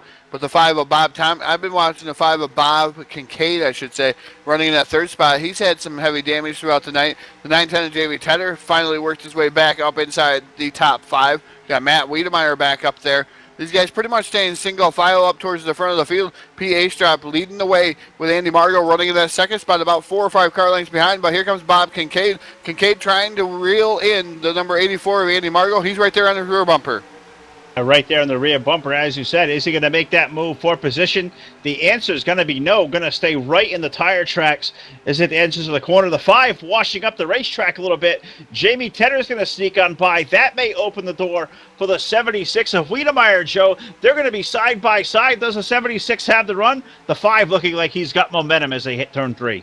Yeah, it looks like Matt Wiedemeyer let out of the throttle there before turn 3, got himself back up behind the 5 of Bob Kincaid. Didn't want to push the issue too much there. We still got just over 25 laps left in this event.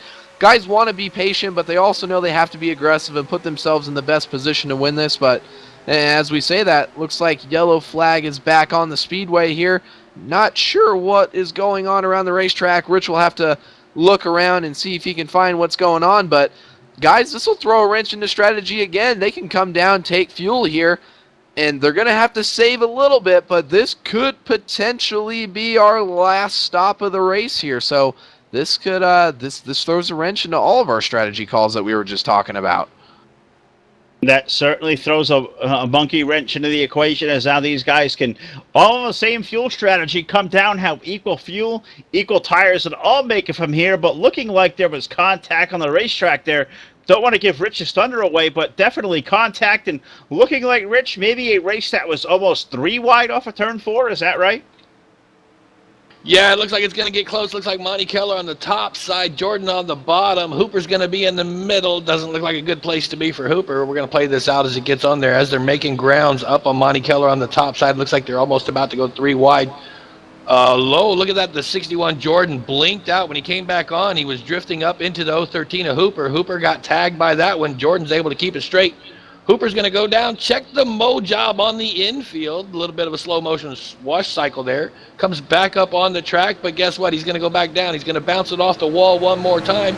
Let's go back to the infield, he says, and he's going to take it all the way to the infield wall, checking all the mow job down there in the grass in the infield. So Hooper's all over the track, checking out the infield grass, make sure the carekeepers are keeping up with things down there. But tough break for Hooper, and it looked like it might have been because Jordan did a little bit of a glitch job. Back to you guys. All right, and what would a DRTV, broadcast be there, Todd? We haven't talked about an old friend, an alien abduction here tonight. Not quite that, but you see those glitches, from time to time, and the 61 just maybe glitched out just a little bit into the side of the 013. Pretty, a helpless feeling there aboard the 013 car. Didn't do anything wrong. The 61 did nothing wrong whatsoever. It's just one of those things that happen, and tough break for all involved. Yeah, unfortunately, it is one of those things that happen, and it's something that we don't want to see as an alien abduction here tonight at the SMO Hardcore. It was pretty close to being one of those, but it's a helpless feeling. You're inside that cockpit. There's not much you can do. You're at the mercy of the internet and what's going to go on with the hops and different stuff like that. So that's one of those things that unfortunately and you cannot control, and it's a tough break for the 013 machine. Well, Todd, it wouldn't be a DRTV finale. Time after time, night after night, we make our bold predictions. We usually call it the Black Cloud. I mean, the last broadcast we have under the moniker of DRTV, I think it's mandatory. We got to have one more prediction. Hopefully not the Black Cloud. Maybe we can extinct the Black Cloud once and for all tonight. So time for your prediction from the booth here alongside. Who's going to go to victory lane? Who do you think? Well, I'm not going to pick as of right now. I think what's going to happen is I'm going to throw it on to Mr. TV Time Rich Pot, and I'm going to put him on the spot. He's going to be the guy to be able to pick the first person, and I'm going to give him a shot at the whole field. And everybody has to pick somebody different here this evening. But the shot at the whole field, Rich, who do you have? Oh, that's tough. Let me look at this lineup. I'm going to have to... Oh, man. I'm going to have to go with Pete, 24 Viper. That's a solid pick. Is Pete Astrop in that number 24? So Rich has got the 24. I'm going to say Phil. Phil, you're next because you were the second here on DRTV. So we're going to go this order. Phil, you go ahead and pick. Oh, well, for doing it in order of seniority, I guess I'm next in line. I think Viper's a safe pick. I'm going to go on a limb here. I'm going to say Bob Kincaid, the number 5, is going to come from 9th and find his way to victory lane. I like the look of that car. I know Bob's a great driver. We've seen him make late moves before, so I'll go Bob Kincaid. So, Todd, we talk about going down the line. You're my partner up here. You've been for a long time since our founding. What do you think? Who's going?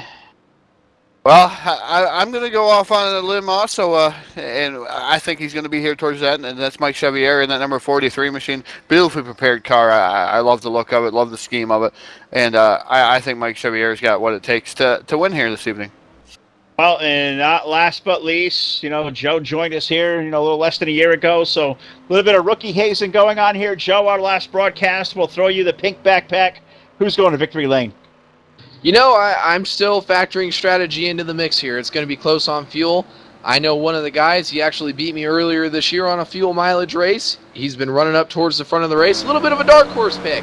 I want the 21 of Steve Looney to get up there and win this thing.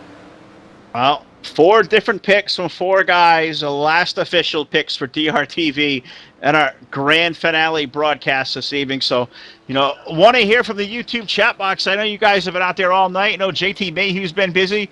Did I just see Matt Wiedemeyer clock in? Sure did. From out on the racetrack, he chimes in, says Weenie is going to win. almost pulling a Brad Keselowski, if you will, live tweeting from inside the race car. Matt Wiedemeyer, he's betting on himself there. Todd going to restart second. Matt Wiedemeyer, 76 going to victory lane. He says so it's got to be true. Yeah, it's going to be interesting to see if Matt Wiedemeyer can make it to victory lane. And Matt, we didn't pick you. I mean, I guess it's safe to say if you're picking yourself, you're your own black cloud if you don't win this race. So who's it going to be as we await a restart? Believe the lights may be out atop the van as I clicked off the live screen here, so trying to reset where our leaders are. The lights are out. The field in turn number 3 and 4. 22 laps remaining on this thing. Gets back under green flag conditions. 22, almost a sprint race for these guys, the way they've been racing tonight here in Michigan. The van making a left-hand turn. Andy Margot, Matt Wiedemeyer, Dick Jordan, Monty Keller, Steve Looney. Todd, that's your top 5. Green flag is in the air.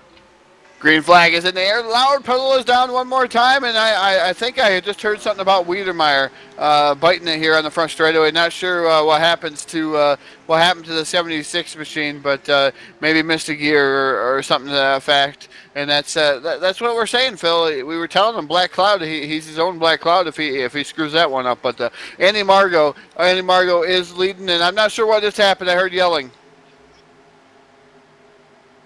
Yeah, contact down the back straightaway, guys. I see the 21 machine of Steve Looney well off the pace. I see Matt Wiedemeyer in the 76 spun down to the inside, off the inside wall. No caution on the speedway. We're still under green flag conditions. So Steve Looney troubles out the back windshield there. He's towards the rear of the field.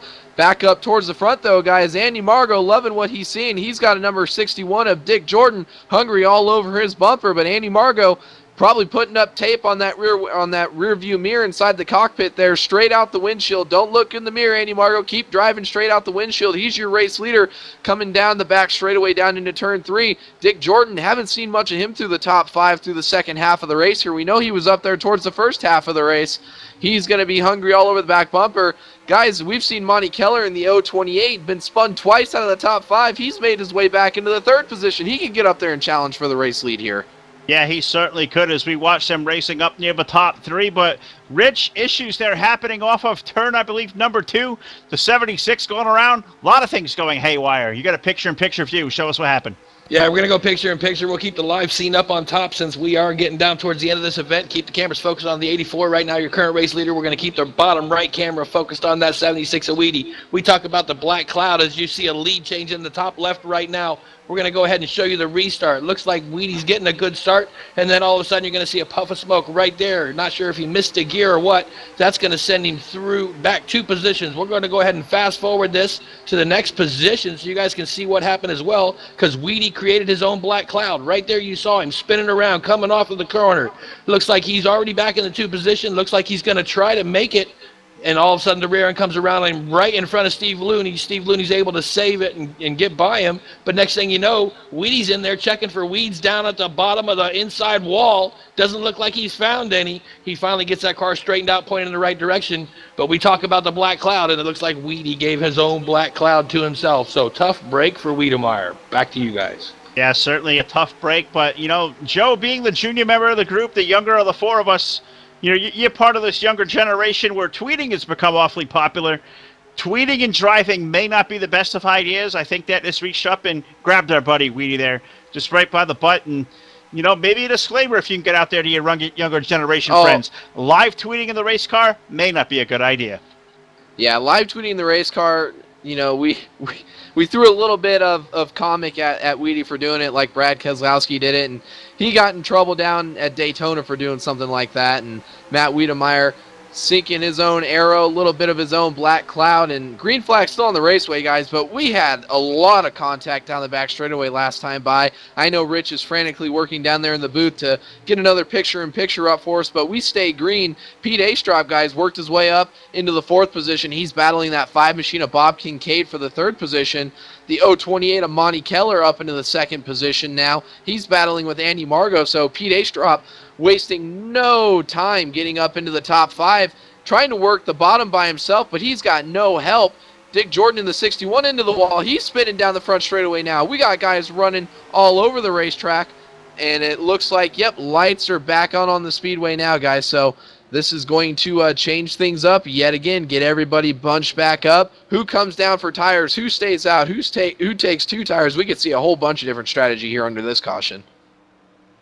Yeah, unfortunately, that took another yellow flag out on the speedway. There was other issues that were going on the back straightaway, and now Chad Kay and Charles Hooper also who were involved. Those guys now retired from this event.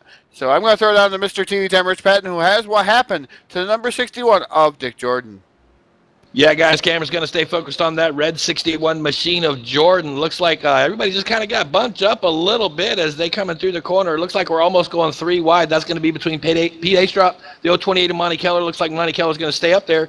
But it looks like the 61 of Jordan rubbed the wall. That's going to put the 56 right into his back bumper, send him down to the infield. He's going to check the grass mowing job again.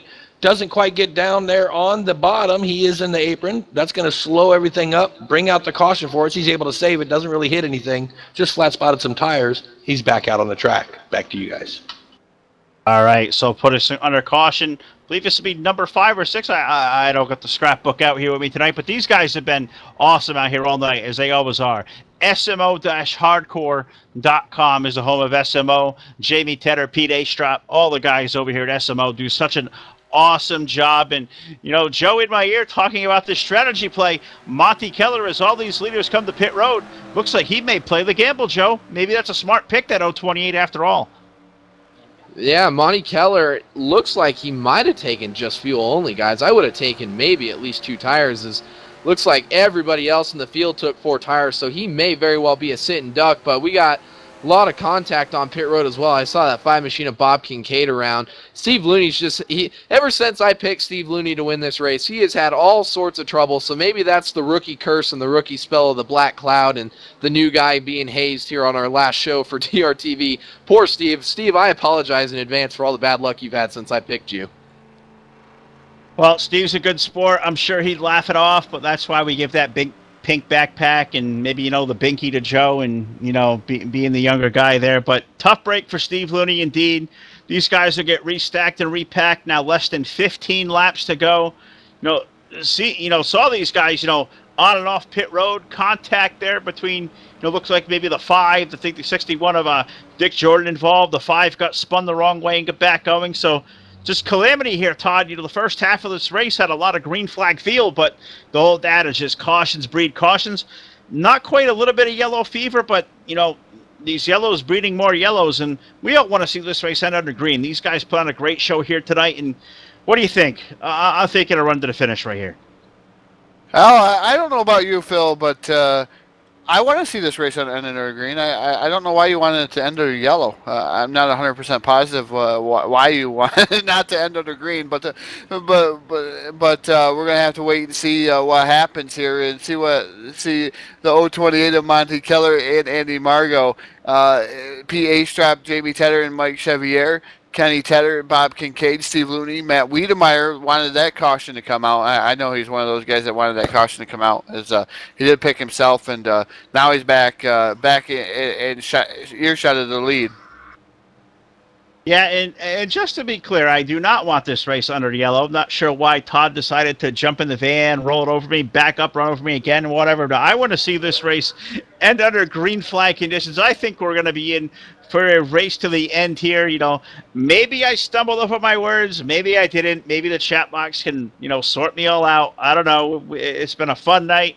It's been a long day in the household. We're going to soldier through the end of this race. Professionalism, as we always do, is the conversation off air behind me is just facetious. So sometimes I wish these guys out in the chat box could, have a reel of what goes on behind the scenes. We really do have a good time, and gotta miss the camaraderie of having Rich and all 3 of us chuckleheads up here. Is we're going to soldier on as Rich steps away here, enjoys retirement with his new move coming up. And hopefully from time to time, with that 3 meg internet, I think Rich can come on and communicate with us from time to time. So maybe sometime somewhere we get to talk once again. But let's see where this last 14 laps are going to take us, awaiting a restart. Monty Keller with that, strategy play of not coming to pit road, but not those fresh tires, Joe. What do you think of that call? Can he hold this hungry crew behind him? We know Andy Margot's fast. We know Viper's been fast all night long. What can Monty do to keep these guys behind him? honestly, I don't know, Phil. I mean, it's a very risky call, especially considering everybody behind him took 4 tires. 2 tires, he might have had a case to beg here, but taking no tires and just fuel, I don't know that he's really got anything for it. He's got at least 10 to 12 laps on his tires compared to all these guys behind him who really won't have much of anything on their tires. It's going to be a matter of who's willing to play the draft game and stick with him, and you know, who's going to try to, you know, be for themselves and get out there and lead this thing and maybe steal a win away. But, you know, it's a risky call. If it works out, good for him. I don't think I would have done it personally, but if he can pull this off, you know, hats off to him. I'll clap to that. We all salute that call. I think that's a great move. Is it going to pay off? I guess it remains to be seen. The field in turn number 3, awaiting the restart. Monty Keller, Andy Marco, Pete Astrop, Jamie Tedder, Mike Chevrier going to restart in the top 5.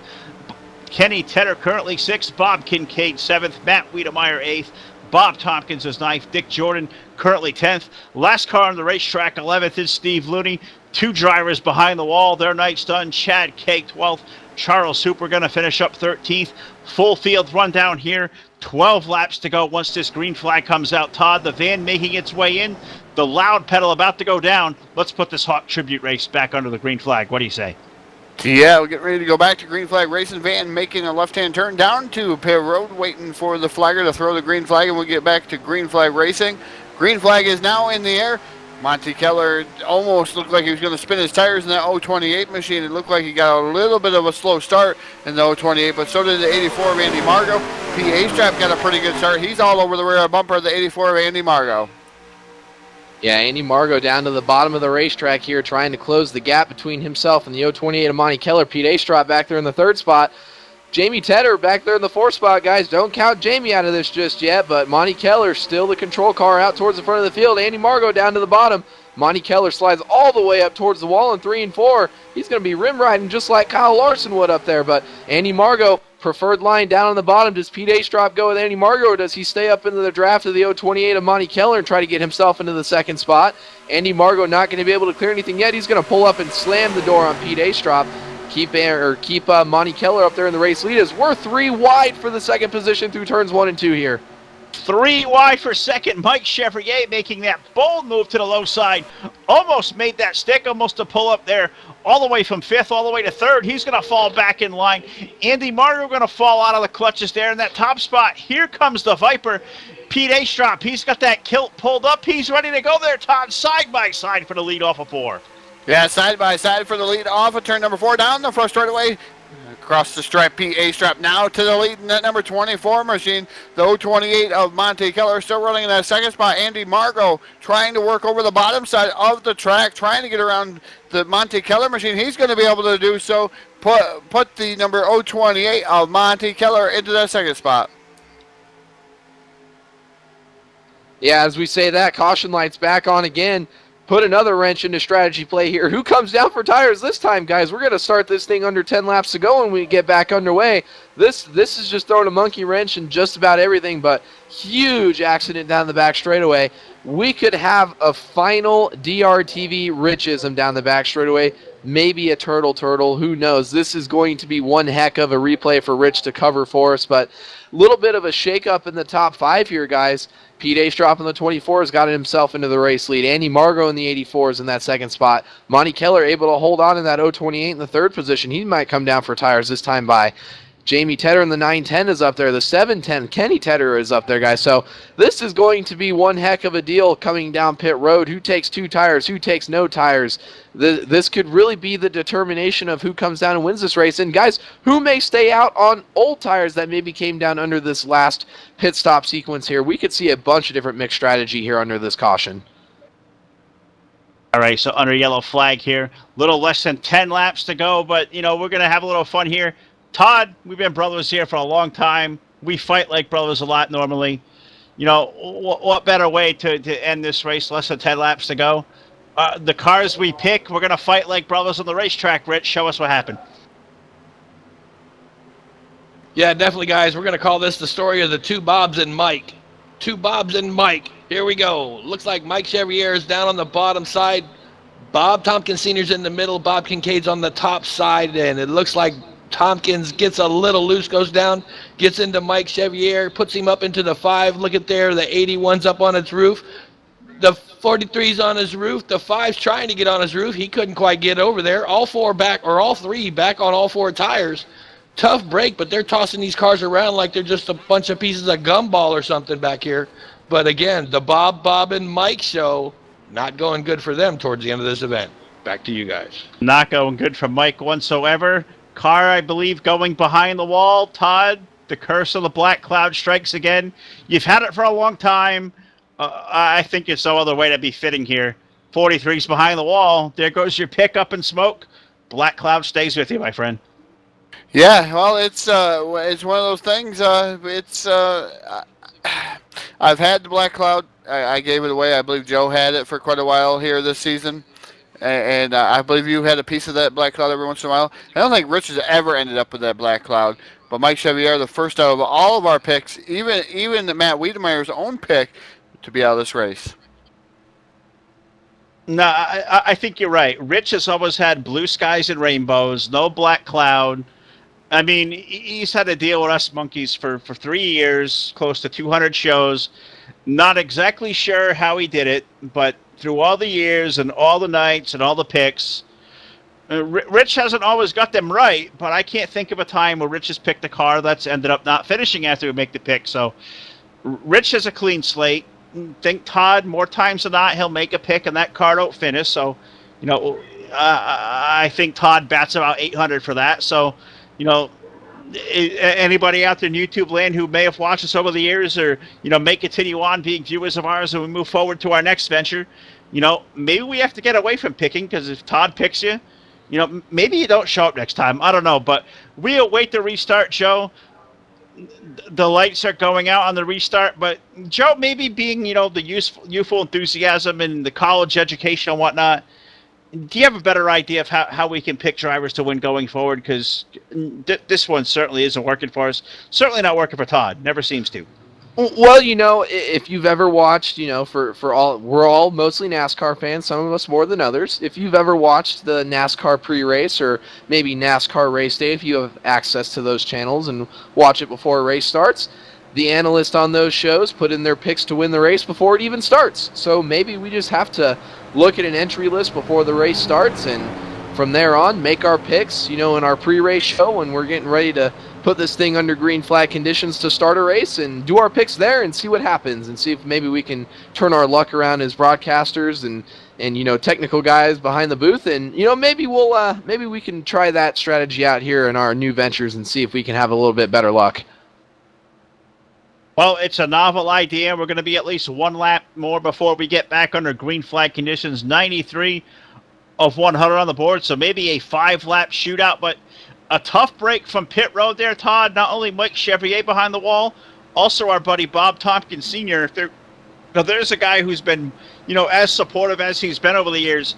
It's been Bob Tompkins and out of the race, and, tough to see. He's been so supportive of us over the time, and he's going to finish up 10th tonight. But, one of these days I was hoping to see Bob, up on the podium and do him during the post-race show. But maybe we can see if we can't talk to Bob before the show's out. It'd be nice to see us to get Bob Tompkins Sr. to see if we can get him and chat for him one final time. But I think he's indeed packed it up and left already. Hopefully, maybe he'll come back in if he hears the broadcast or not. But Bob Tompkins Sr. unfortunately this event retired from this event. Going to finish up in that 10th position, and that's probably not the run he wanted to have. But it's unfortunate for him. Well, in just updating, the happenings of this last caution flag, the 24 of Pete Astrop, Rich, I believe he came to pit road for tires. How do you like that pick now? Yeah, oh man, they're going to start with about 5 laps to go. If I think I was Pete, and maybe he was thinking something different, but I thought he had the race wrapped up. He had clean air in front of him. He probably could have survived. You got 3 cars right in front of him now that didn't go out. I don't think he's got enough time to get around him right now. I think that pit probably cost him the race. I think it's going to come down to the 84 and the 21 now. It's going to be between Margot and Looney. I don't think Jordan's got enough time to get up there, and I don't think Pete can get around 3 cars to get up there. So There goes my pick, but I thought for sure Pete had it won. Well, I wouldn't count him out just yet, and I'm surprised Rich didn't amend the pick and say, I believe it's going to be a car that's going to win this race, because he'd come out with, kind of like the nutritional value of corn or something like that. Rich has always got something wise he's got to say. But the van is in, Todd, about going to turn this thing under green flag conditions. The word from the stand is green flags in the air. That loud pedal is down, and here comes PA Strap. Look at that. Immediately to the high side of the 61 of Dick Jordan. He's got a run. It looks like the 21 machine of Steve Lutney almost getting abducted by aliens there as he blinked in and out. Here comes the 24 PA Strap. Oh, I'm not sure what's going to go on there. Big. The aliens are going to take it. Yeah, big troubles for Steve Looney, guys. The aliens are doing everything they can to try and snatch him off the racetrack. Don't know if they're able to do it successfully, but big unfortunate mishaps there. But Pete Astrop, guys, moving now down to the bottom of the racetrack, challenging for that second position.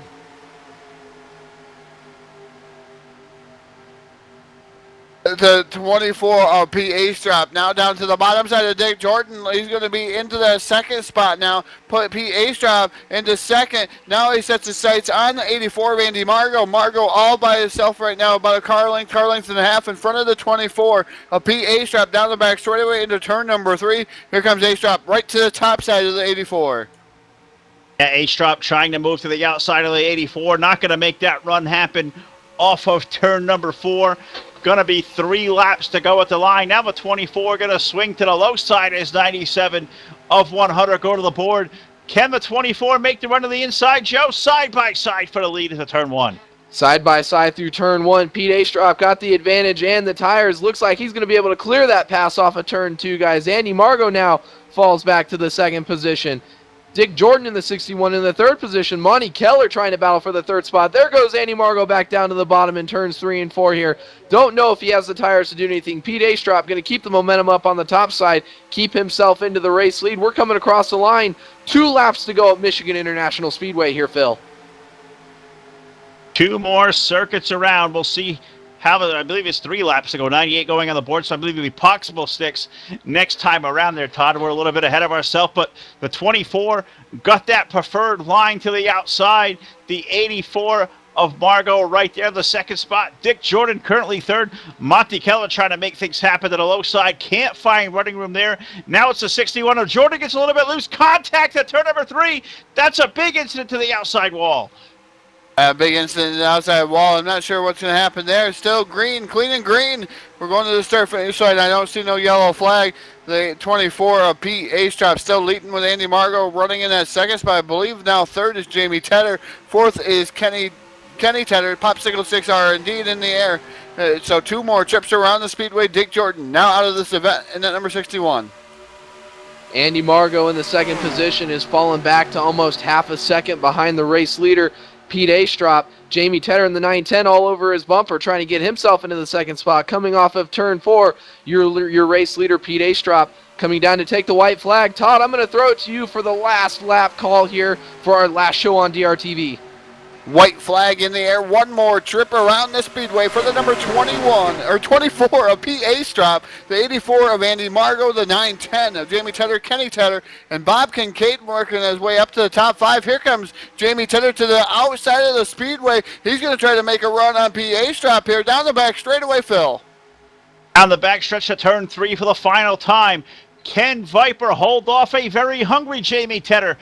Using the top side off of turn 3, off of turn 4, checker flag in the air. It is going to be Pete Astrop. He's going to win the 7th annual Hawk Tribute Race for our friends at SMO. Pete Astrop comes home first. Jamie Tedder in the second position. Andy Margot hangs on for a third position. That is your podium here for the DRTV, the last race here on DRTV. And Phil, you called it early on. We were talking about guys within the first 20 laps here about who was going to come down through here and, who was going to contend for wins at the end of this thing. And you called it early on. You said, don't count out Pete Astrop. He'll be there at the end of this thing. And at the end of this thing, there he was, come across first to claim his checkered flag, and a little bit of a tribute here to end this race. I think every guy left on the racetrack going to come down here do a Polish victory lap. We'll see burnouts from just about every competitor on the track, and we'll then get into the DRTV post-race show. We'll talk with our podium finishers, Pete Astrop. Jamie Tedder will come up here. We'll have words with him. We'll get to talk one more time with Jamie Tedder, and we'll get to talk with Andy Margot. I think this will be the first time we get to talk with Andy Margot up here with a podium finish in that third position as well, guys. No, absolutely right. As we move toward the post-race show, is the field out there saluting William Hawkins Jr., all out there doing a Polish victory lap, saluting the fallen number 66. You know, Nighthawk, always going to be in the memory of all these guys at SMO, and a great race indeed. Pete Astrop going to go to victory lane. Going to have the celebratory donuts. He'll find his way down there. Great run for Jamie Tedder. Not sure if anybody saw that run coming to put him on that second spot. Andy Margot third. Kenny Tedder fourth. And Bob Kincaid, you know, a great run. Going to end up in the top 5, 6 through 10. Matt Wiedemeyer, Monty Keller, Dick Jordan, Steve Looney, Bob Tompkins finished up 10th, 11th Mike Chevrier, Chad K 12th, and Charles Hooper finished up 13th. That's your full field there for the 7th annual Hawk Tribute, won by Pete Astrop, and we'll see if we can't move to our post-race show. Salute these guys on this Polish victory lap, but we'll see, Todd, if we can't square away with our top 3 here in just a second. Yeah, fantastic showing, and what a fitting finish for Rich, Mr. TV Time Rich Patton. His pick won. I mean, what more better way can you ask for to go out on an exclamation point? Your pick one, Rich. Fantastic showing by these guys at SMO, and Pete Astrop bringing home the win. Jamie Tedder second, and Andy Margot third. Yeah, that's just amazing. And I tell you, I thought that Pete was going to be the class of the field. I thought he was going to be the car to beat. And I was really worried with that last pit stop. I thought he had too much ground to make up, but he got around him quick. And hats off to Pete. One heck of a driver, one heck of a win today. All right, guys, so we'll move into our post-race show, see if we can't talk to our top 3 finishers. I believe first up will be Joe Allen. I believe, Joe, you're going to catch up with our third-place finisher, that being Andy Margot. So, Joe, to you. Yes, I have Andy Margot just climbing out of that number 84 machine down here on pit road. Andy stayed out on strategy there towards the end of the thing. I thought you had a shot at it. Looks like just a couple laps too long. Otherwise, you potentially could have had this thing locked up. Still, one heck of a run for you tonight. We saw you up front a lot. I don't think you really fell out of the top 5 more than twice under green flag pit stops or anything like that. And, you know, you were up there battling for the lead for most of the event. So hats off to you, buddy. Tell us about your race. Well, I must say it's only fitting that Viper and Jamie finished first and second. They've known Hawk the longest. I came in right sort of at the end of his tenure here, just before he passed away. So that was really good that those two got first and second. And I'll tell you what, this is not my best track. I don't really care for this track, so this is really a win-win for me to come in third. Absolutely. It was a great run. We were watching you all evening, and, you know, you were definitely a dark horse pick. Thought with some of your strategy calls, I thought you may have had this thing locked up there with, you know, 5 laps to go when we restarted this race. I thought your tires would have been good enough, but came up just a little bit short. But it's all in good fun and games, you know, for a track that's not necessarily your favorite track out there. You know, to come home and get a podium finish, and first time we've been able to talk to you, or at least I have on DRTV. It's an awesome way to kind of end things off here from a DRTV standpoint. And, you know, I'm going to throw the mic down to you now for the last time as a podium finisher on DRTV, a third place finish for you. The microwaves are open for you. Go ahead and, you know, if you have any fans, friends, you know, anybody else you want to thank that helped you get here, mic's all yours, buddy. All right, thanks a lot. I just want to say I'm so proud to win, or not to win, but to come in third in this race with the William Hawkins Jr., Nighthawk 66, as we used to call him. He made such an impact on SMO League. He was there always to help people, get them straightened out if they had any problems. I'm also really proud to get a third place here with DRTV, your last broadcast. It's really great to do that. I want to thank SMO, Jamie Tedder, for all the work that he does for the league, all the drivers of SMO. I'm telling you, it's just a great bunch of guys to race with. I want to thank DRTV, Phil, Rich, Joe, Todd. I want to thank you and on your professionalism, your broadcasting over the years. Rich, Mr. TV Time, best wishes in your next venture, whatever you do, and best of luck to the guys going forward with Full Velocity Network. Thanks a lot, guys. Alrighty, well, thank you for all those kind words, Andy. We appreciate it up here more than a lot of people realize from all of us at DRTV. Congratulations on your third place finish tonight. It was a pleasure getting to speak with you, and good luck and good luck to all of you guys at SMO. But I'm going to go ahead and throw it to Mr. Todd Stanton. He is caught up with our second place finisher. Our buddy, we spoke with him a little bit ago. That's Jamie Tedder. So Todd, all yours, buddy. Indeed, I've caught up with the driver out of Blowing Rock, North Carolina, the driver of the 910, Jamie Tedder. Jamie, you had some ups and downs to this race here this evening. Early on in the going, you had to fight all the way back to get the second place finish, and it was an amazing feat to get back to second and bringing us home. Jamie, tell us a little bit about your race. Yeah, the first yellow was mine. I got into the 5. I thought I had figured out where he was lifting, and obviously I hadn't. So we bumped a little bit. He went around and caused the first yellow. And of course, we all know sometimes yellows breed yellows. So I think this is the most yellows we've had for a broadcast race, but it is what it is. And overall, it was a great race, and some of us decided to take tires on that last pit stop under yellow, and it paid off in the end and brought me back second place. Yeah, you had one whale of a run. I seen you closing in on him. I was like, oh, Jamie might have enough, but looked like you probably needed another lap or two to challenge PA Strop there for that win. But you were closing pretty quick in that last lap. Yeah, and I knew if Andy dropped down going into turn 1 on that last lap, I was going to stay high and see if I could get the run coming off, and it worked. But I would have needed definitely another lap in order to get around Viper. He was strong all night long, no doubt. Of course, he was running Hawk's old paint scheme, the reliable paint scheme. So I think Hawk was in the 24 tonight. Again, congratulations on your second place finish here tonight, Jamie, and it's a great way to salute one of your fallen comrades over here at SMO. But I'm going to leave you the microphone. The floor is all yours. Thank whoever you'd like to thank here tonight, Jamie. Well, most of all, I thank all the guys that showed up to show their support toward Hawk, even though he passed away in 2011. Great win for Viper.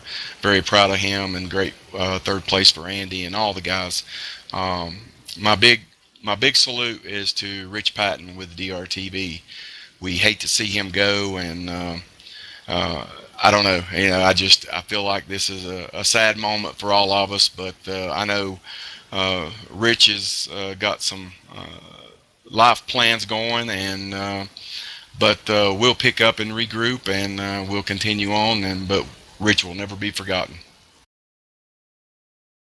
Yeah, I echo those sentiments completely, Jamie. And we appreciate you over the years as far as SMO, and supporting DRTV. I know Rich. I don't want to speak too much for Rich, but I know Rich appreciates it too, and everything you guys have done here for everybody here at DRTV. Yes, sir, and I appreciate all you guys too. Great race and great broadcast. Again, driver out of Blowing Rock, North Carolina, driving the number 910, Jamie Tedder, bringing home second place here tonight. But I'm going to throw it down to Mr. TV Time, Rich Patton, down in victory lane for the final time down there for DRTV. But he's going to bring to us Pete Astrop in that number 24. Yeah, guys, I made my way down here to victory lane here at Michigan International Speedway. You know him as Viper. He's coming out of Big Stone Gap, Virginia. Stats know him as Pete Astrop. Pete, one heck of a race. Congratulations on the win, buddy. How you feeling? Tired, exactly. But I want to thank Hawk and SMO and everybody with this deal. We lost Hawk in 2011. This means the world to me, winning this race for him and using his paint job. I tell you, it was tough when we lost him, but he is still watching over us. But thanks to everybody, and glad I got this thing. Finally, I won one of these TV races. That indeed you did. I'll tell you, Pete, I picked you earlier on to win. Looked like you were the class of the field all night long between you and the 33, and you were able to get it up there. But you really had me scared that last pit stop. You got 3 cars in front of you, 5 laps to go. You had me worried, buddy. What was you thinking at that moment? I was thinking, please, no more cautions. Let this thing stay green. With those 4 tires, it was game on, and it paid off. Thank goodness. Yeah, I hear that. You gave us one spectacular show. I'm sure Nighthawk's proud of you up there, doing the work you did down here today. And, all I can say again is congratulations and hats off to you, Pete. We're going to give the floor to you. The mic is all yours. Go ahead and thank who got you here, and then we'll let you get back to celebrating this victory. Again, congratulations. The floor is yours. Okay, thank you. First, I'd like to thank SMO and all the admins here and all the drivers, Jamie, Kenny, Mike, Monty, everybody. I originally came here in 2005, I believe it was, and this has been the only place I've raced, and I'm glad it is. It's home to me. But once again, miss you, Hawk. Love you, buddy. Wish you was here. And one more thing, in 2010, I lost my dad in June, and miss him and love him too. Thank you all. All right, well, there you have it, race fans. An emotional day and a glorious day for him, Pete Astrip. Stop. Sorry about that, Pete. But we also know him as Viper. Guys, back up in the booth. One heck of a race today. Man, I don't know what to say. Well, it was one awesome race. The Hawk Tribute, one of our favorite races of the year to do, and it's a bittersweet moment for us. I mean, we're excited about new ventures here, Joe. We got a lot going on behind the scenes as we transition from DRTV over to the Full Velocity Network, which you, Todd, and myself are going to carry on in Rich's spirit. But, man, the memories we have here this last year, you've got to join us up here. Hopefully memories you're never going to forget, because it's certainly been a good time. I'm going to miss the brotherhood of having the four of us all together. I mean, hopefully this ain't the last time we can talk to Rich all together in this environment, but it's been one hell of a ride, Joe. It's been a lot of fun. Absolutely. It's fitting to have all of us here for the last DRTV broadcast. And, a special thank you to Rich for bringing me on just about over a year ago. I think I've been a part of this thing with you guys. It all started out with the BP Indy 500 race. I came on as just a guest broadcaster then, and we kind of realized that, the three of us all meshed together, and, Rich was so kind to allow me to come in here and step into the booth and add me in as, the third DRTV voice, and invite me up here to do this with you and Todd. And I've enjoyed every second that I've been able to come up here and do it with you guys. And, I appreciate everything that Rich has done for us and his guidance and, all the help, even knowing that he's stepping out from DRTV, all the help and the guidance that he's given us to, be able to continue on with the product that he has created and the standards that he has set. And for the three of us to be able to continue on with those standards and do what we need to do to continue putting out top quality broadcasts for everybody in the community that wants to be a part of it. So, Rich, from me personally, thank you very much for providing me this opportunity to come up here and learn from you guys. And, I look forward to, everything that we have going on, in the future, and good luck to everything that you have going on with you and your family. I really appreciate it, Joe. And that's one thing is, you guys, I think you guys will be very successful. You just got to remember, stay unbiased, stay neutral, and stay dedicated. And that was the whole thing that kept us together all this time and made us the level that we are. And I think you guys can do it. So hats off to you guys too. And I wish you guys the best of luck as well. We're certainly excited going forward, but Todd, it's a sad moment. The three of us, we started this thing, over 3 years ago. Rich bringing us together as a team, and couldn't ask for a better broadcast partner through the years, all the way back to the Shake and Bake, and to hear the Hawk Tribute, from everything in between, the emotional victory lanes for Rich, the fluffy snow, and everything in between.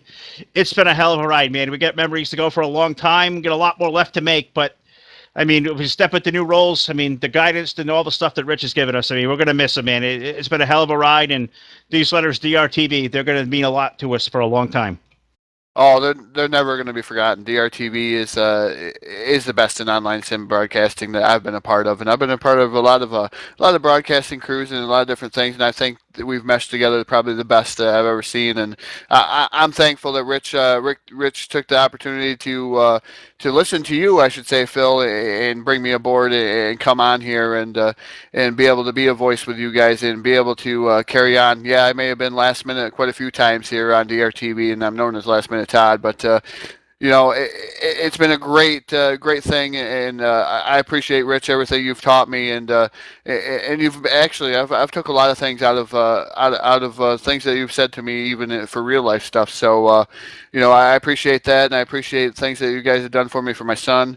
Rich, I appreciate your going on with DRTV. I know I missed a few races there, and you guys are all together with me, and It's one of those things. It's a brotherhood, and I appreciate it, guys. I really do. Rich, you're going to be missed. I know you're a phone call away. I can call you, and if we have anything on the Full Velocity Network, stuff like that. But I'm going to not try to speak for everybody, but I know you're going to be missed here in the community. And don't forget to stop by. Don't be a stranger. You know where TeamSpeak is still, and I know I'm 3 megs. I'll still be able to get you online. So I appreciate it. Hey, don't worry about that. 3 megabytes down and 1 megabyte up with satellite internet. I'm still going to be watching you guys on YouTube somehow. So don't worry. I'll be there. Well, maybe he's our next, monitor of the chat box. We'll have to see. But Rich, we go back many years now. I met you years ago at your own league, Dino Racing, which got to know you real good. And about 5 years ago, you came to me 5 years ago. And you said, Phil, I've been playing with this TV thing. I think you'd be a natural for it. And, having the background and, doing this for a career years ago, I say, wasn't quite ready to jump back on that fray. But for years, you stayed on me. One day, you got me to try it, and it fit like a glove. And I can't thank you enough for all you've done for me, my family, to bring this brotherhood and this product together, to bring this community to the whole new level we've got to, and to professionally making me a better announcer and allowing me to tell the story in my own style and developing me to have this big conglomerate. So, Rich, I'm going to miss you, man. I know you're a phone call away, as Todd said, but for all you've given me over the years, all the knowledge and insight, the friendship, everything, I can't say thank you enough, man. It's been an absolute pleasure. But for the last time, I know you're going to thank me, but it's fitting at the last voice we hear on DRTV and our exception, Rich. Say goodbye to us all, and to all of us on YouTube, thanks for the years of support. And Rich, for the last time, the floor is all yours, my friend. Yeah, I really appreciate all that, Phil. And I was thinking about what we did earlier in the week. We were joking about how I was going to end this show, and I told you didn't have to give it to me at the end because, we have a routine, and I like following routines. But most definitely appreciate it. And as you guys know, I am a phone call away if you need any help with anything down the road. Can't do the streaming for you, but I can point you in the right direction and help you out and make sure you're, got what you need to fulfill it. The only other thing I can give to you guys is keep each other in check. It's all about how you appear to the public, which makes the name for you. So keep that in mind. Stay professional, stay unbiased, and don't let either one of you slack on each other. Just keep up the good work, and you guys will be fine. But as the saying goes, life goes on. So does broadcasting in the NR 2003 community, but not by DRTV anymore. Y'all have a good night. Thanks for coming out. Bye.